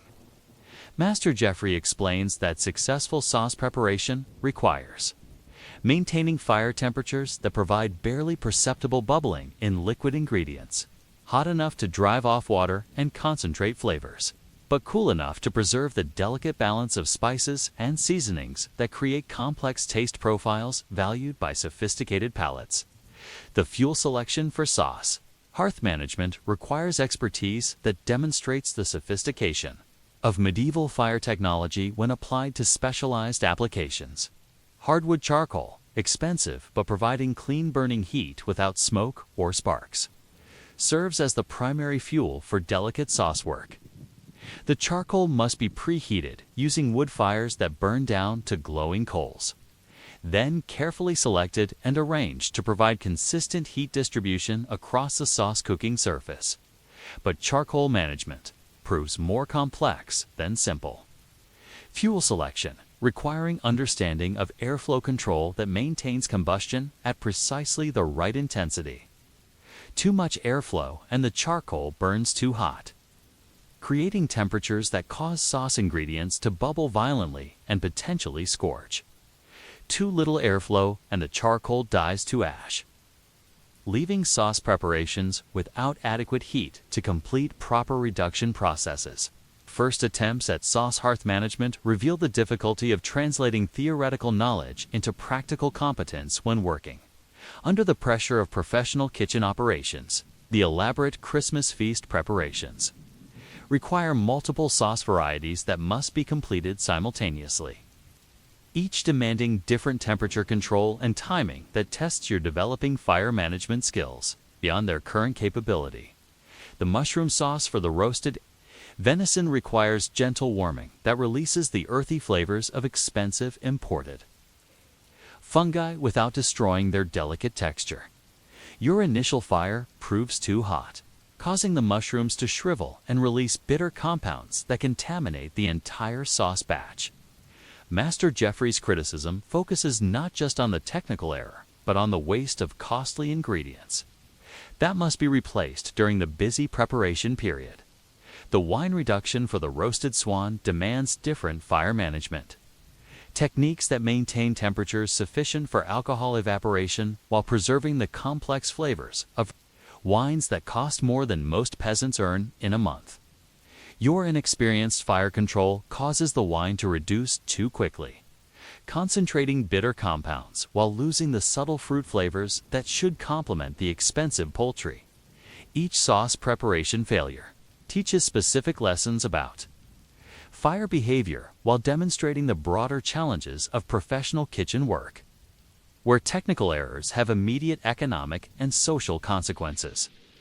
The ingredients wasted through your fire management mistakes represent not just material losses, but threats to the kitchen's reputation for competence that could affect Master Jeffrey's position and your continued apprenticeship. The Christmas feast preparations also introduce you to fire management coordination challenges that require understanding how multiple fire systems must work together to produce elaborate meals within precise timing constraints. The roasting hearth, bread ovens, pastry kitchen fires, and sauce hearth must all operate on synchronized schedules that deliver different food components simultaneously for proper feast presentation. Your role in this coordination requires monitoring sauce hearth timing while maintaining awareness of other kitchen fire activities that affect overall meal preparation progress. The roasted meats must reach completion at precisely the moment when sauce preparations achieve proper consistency and flavor concentration. Delays in either component cascade through the entire meal schedule, potentially causing embarrassing service delays that reflect poorly on the entire kitchen operation. The social pressure of Christmas feast preparation reveals aspects of medieval process. Amend to bio. Professional life that extend beyond technical competence to encompass understanding of hierarchical relationships and status. Considerations that influence kitchen operations. Lord Godwin's Christmas guests include other noble families whose opinions of Ravenshallow's hospitality affect political and economic. Relationships that extend far beyond simple meal service. Your fire management mistakes during this critical period affect not just food quality, but the castle's reputation for maintaining standards appropriate to noble social status. The elaborate sauce preparations serve symbolic functions that demonstrate wealth, sophistication, and cultural refinement valued by medieval aristocratic society. Fire management failures that prevent successful sauce preparation threaten these symbolic functions as much as they compromise food palatability. Master Geoffrey's instruction during this intensive period reveals teaching techniques that medieval craftsmen developed to transfer complex skills under pressured conditions. Rather than formal lessons separated from practical work, your education proceeds through immediate correction of errors made during actual production activities. Each mistake provides immediate feedback about cause and effect relationships that govern fire behavior. Under specific conditions, the learning process proves physically and emotionally demanding as you work 12-hour days, maintaining sauce fires while absorbing constant correction and instruction from Master Geoffrey and other experienced kitchen workers. Your hands develop burns and cuts from inexperienced handling of hot cookware and fire management tools. Your eyes water constantly from smoke and heat exposure. Your back aches from bending over low fires for hours while stirring sauce preparations. But the intensive learning experience also produces rapid skill development as daily practice. Under challenging conditions, forces improvement in fire management. Techniques that might require months to develop under less pressured circumstances. Your flint and steel technique becomes more consistent as daily fire restoration demands reliable success. Your understanding of fuel behavior improves through constant observation of how different materials affect fire characteristics. The Christmas feast itself represents the culmination of your sauce hearth education, requiring fire management performance that demonstrates your developing competence while contributing to the kitchen's overall success in serving elaborate meals to important guests. The mushroom sauce that you initially ruined now emerges perfectly from the sauce hearth. Its delicate flavors properly developed through precise temperature control maintained over 2 hours of careful fire management. The wine reduction achieves proper consistency and flavor concentration, complementing the roasted swan with subtle complexity that draws compliments from Lord Godwin's guests. Your successful sauce preparation contributes to a Christmas feast that enhances the castle's reputation for sophisticated hospitality, while demonstrating your progress toward professional competence in specialized fire management. But success in sauce hearth management also reveals the broader scope of fire education that still lies ahead in your apprenticeship program. The Christmas preparations represent only one category of specialized fire management within the comprehensive curriculum necessary for professional cooking competence. Spring will bring different challenges as you learn pastry fire management for elaborate confections. Summer hunting seasons will require mastery of game preparation techniques that demand different fire control skills. Most significantly, your developing fire management competence must eventually encompass not just technical skills, but the leadership capabilities necessary for directing other kitchen workers in coordinated fire operations. Professional cooks must manage multiple apprentices and servants whose fire-related activities support complex meal preparations that require precise coordination and timing. As you bank the sauce hearth fires after the successful Christmas feast, preserving coals for tomorrow's sauce preparations, you reflect on the transformation that intensive fire education has produced in your understanding of professional cooking work. Fire management proves far more complex and demanding than your initial expectations, requiring not just technical competence, but understanding of broader systems that encompass economics, social relationships, and institutional requirements. The question that occupies your thoughts as you settle into sleep after the exhausting feast preparations is whether you're developing fire management skills will prove adequate for the full range of challenges that professional cooking careers demand. Your success with sauce hearth management represents progress toward competence. But how many more specialized fire applications must you master before achieving the expertise necessary for independent professional practice? And what happens when future fire management challenges exceed your developing capabilities? It's potentially threatening not just your own career prospects, but the reputation and success of kitchens that depend on your expertise. Spring arrives at Ravenshollow Castle in 1359, and after 7 years of intensive apprenticeship, you face the master's test that will determine whether your fire management education has produced the expertise necessary for an independent professional practice. Master Geoffrey has arranged for you to prepare a complete feast for Lord Godwin's Easter celebration, managing all fire systems in the castle kitchen, without assistance, while demonstrating mastery of every fire-related technique required for sophisticated noble cuisine. The test encompasses not just technical fire management skills developed over years of daily practice, but also the broader competencies necessary for professional kitchen leadership in medieval noble households. You must coordinate multiple fire systems simultaneously, manage fuel resources efficiently, supervise junior kitchen workers in fire-related activities, and maintain food safety standards while producing elaborate dishes within precise timing. Constraints that serve important social and political functions. Your preparation for the master's test reveals how comprehensive fire management education becomes when extended across the full range of professional cooking applications. The Easter feast menu requires specialized techniques that test every aspect of your fire-related learning. Delicate pastry work demanding precise oven temperature control. Complex sauce preparations requiring sustained, gentle heat. Elaborate roasted meats needing coordinated fire management across multiple hearths, and artistic sugar work that pushes medieval fire technology to its practical limits. The pastry preparations alone demand fire management expertise that many professional cooks never fully master, requiring understanding of oven heating cycles that achieve exact stone temperatures necessary for different types of baked goods.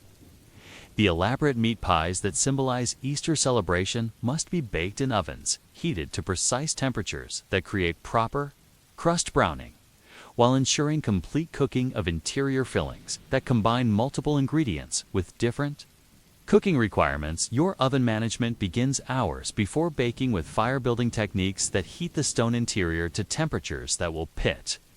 Well, they will remain stable throughout extended baking periods. The hardwood fires that provide this heating must burn completely to ash, leaving oven interiors free of smoke and combustion residues that would contaminate baked goods. The timing of fire extinction and oven sealing must be calculated precisely to retain optimal baking heat while preventing excessive temperature that would scorch delicate pastry work.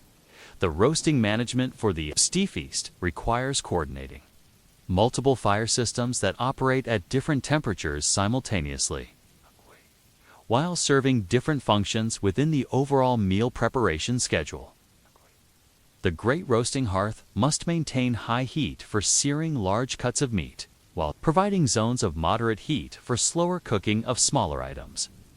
The smaller hearths must provide precise temperature, control for sauce work, and specialized preparations that complement the main roasted dishes.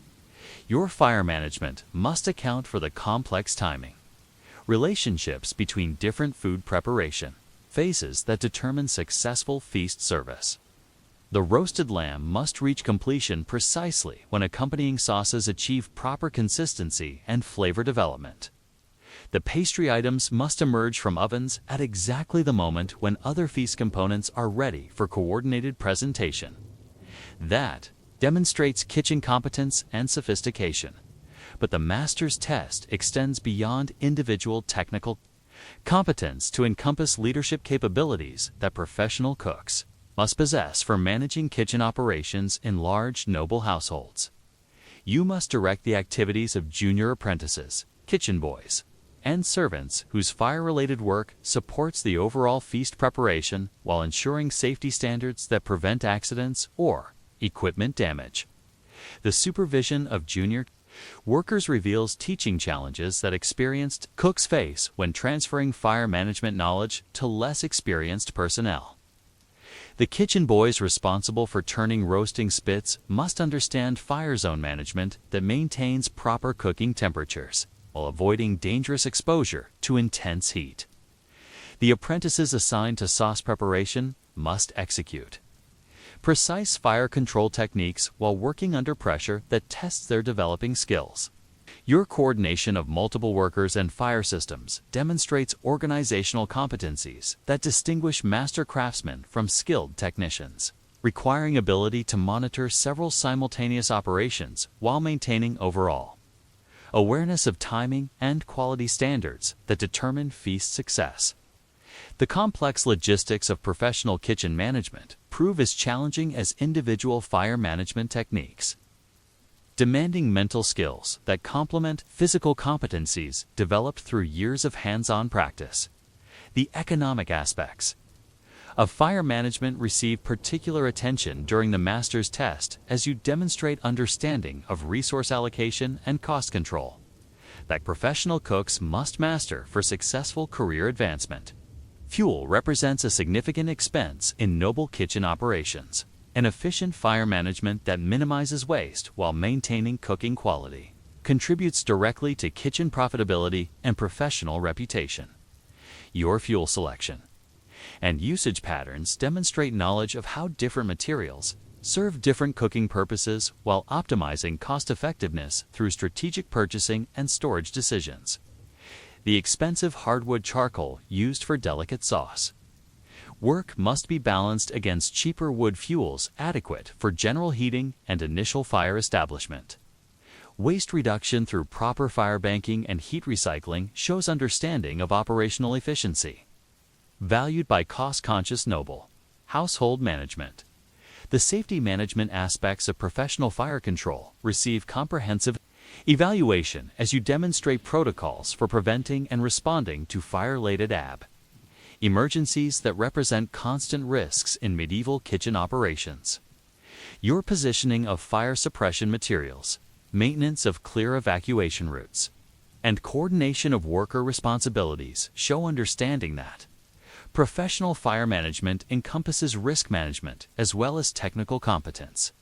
The Easter feast preparation proceeds smoothly as your years of training translate into confident execution of complex fire management tasks that coordinate multiple cooking techniques within demanding time constraints.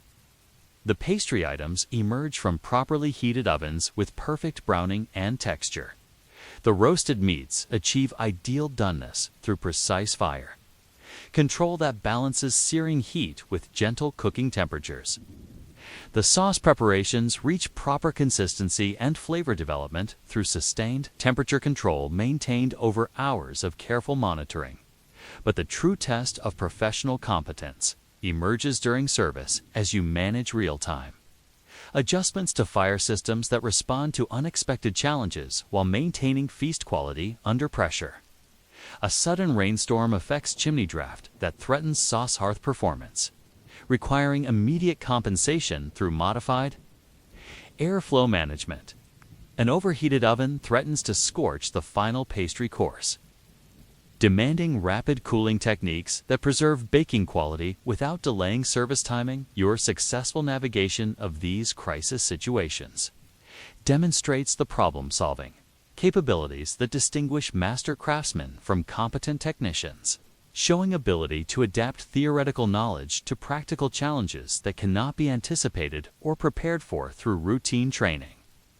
Professional fire management requires not just technical skill, but judgment and creativity that enable effective response to novel situations. The Easter feast concludes successfully with elaborate presentations that draw praise from Lord Godwin's guests and demonstrate the kitchen's maintained reputation for sophisticated cuisine. Your fire management has supported food preparation that meets the social and political requirements of noble entertaining, while showcasing technical capabilities that justify the significant investment in professional kitchen operations master. Jeffrey's evaluation acknowledges your successful completion of comprehensive fire management education while recognizing continued learning opportunities that professional development requires throughout career advancement. Your technical competence meets standards necessary for independent practice. But mastery of firecraft requires ongoing refinement through experience with increasingly complex challenges, specialized applications, the completion of your apprenticeship. Also marks transition to new responsibilities as Master Jeffrey begins preparing you for eventual advancement to head cook positions that will require managing fire operations in larger kitchens, serving more complex, noble households. Your fire management education represents foundation knowledge that must be expanded through experience with different cooking traditions, advanced techniques, and innovative applications that push medieval culinary technology toward its practical limits. But as you accept the tools and recognition that mark your advancement from apprentice to professional cook, you carry with you awareness that fire management mastery represents not an achieved state, but an ongoing process of learning and adaptation. Medieval fire technology operates at the margins of reliability and control, requiring constant vigilance and continuous skill development to maintain competence in rapidly changing conditions. The question that shapes your future career planning is how to continue developing fire management expertise while contributing to the advancement of medieval culinary technology through innovation and experimentation. Your education has prepared you for current professional requirements, but the ongoing evolution of noble cuisine and changing resource conditions will require adaptation and growth that extends beyond traditional apprenticeship learning. How do you maintain and expand fire management competence throughout a professional career that will span decades of changing conditions and evolving expectations? What innovations and improvements can professional cooks contribute to medieval fire technology through creative application of traditional knowledge to new challenges? And how do you prepare future apprentices for fire management responsibilities that may exceed current technical capabilities as medieval civilization continues to develop more sophisticated applications for fundamental technologies?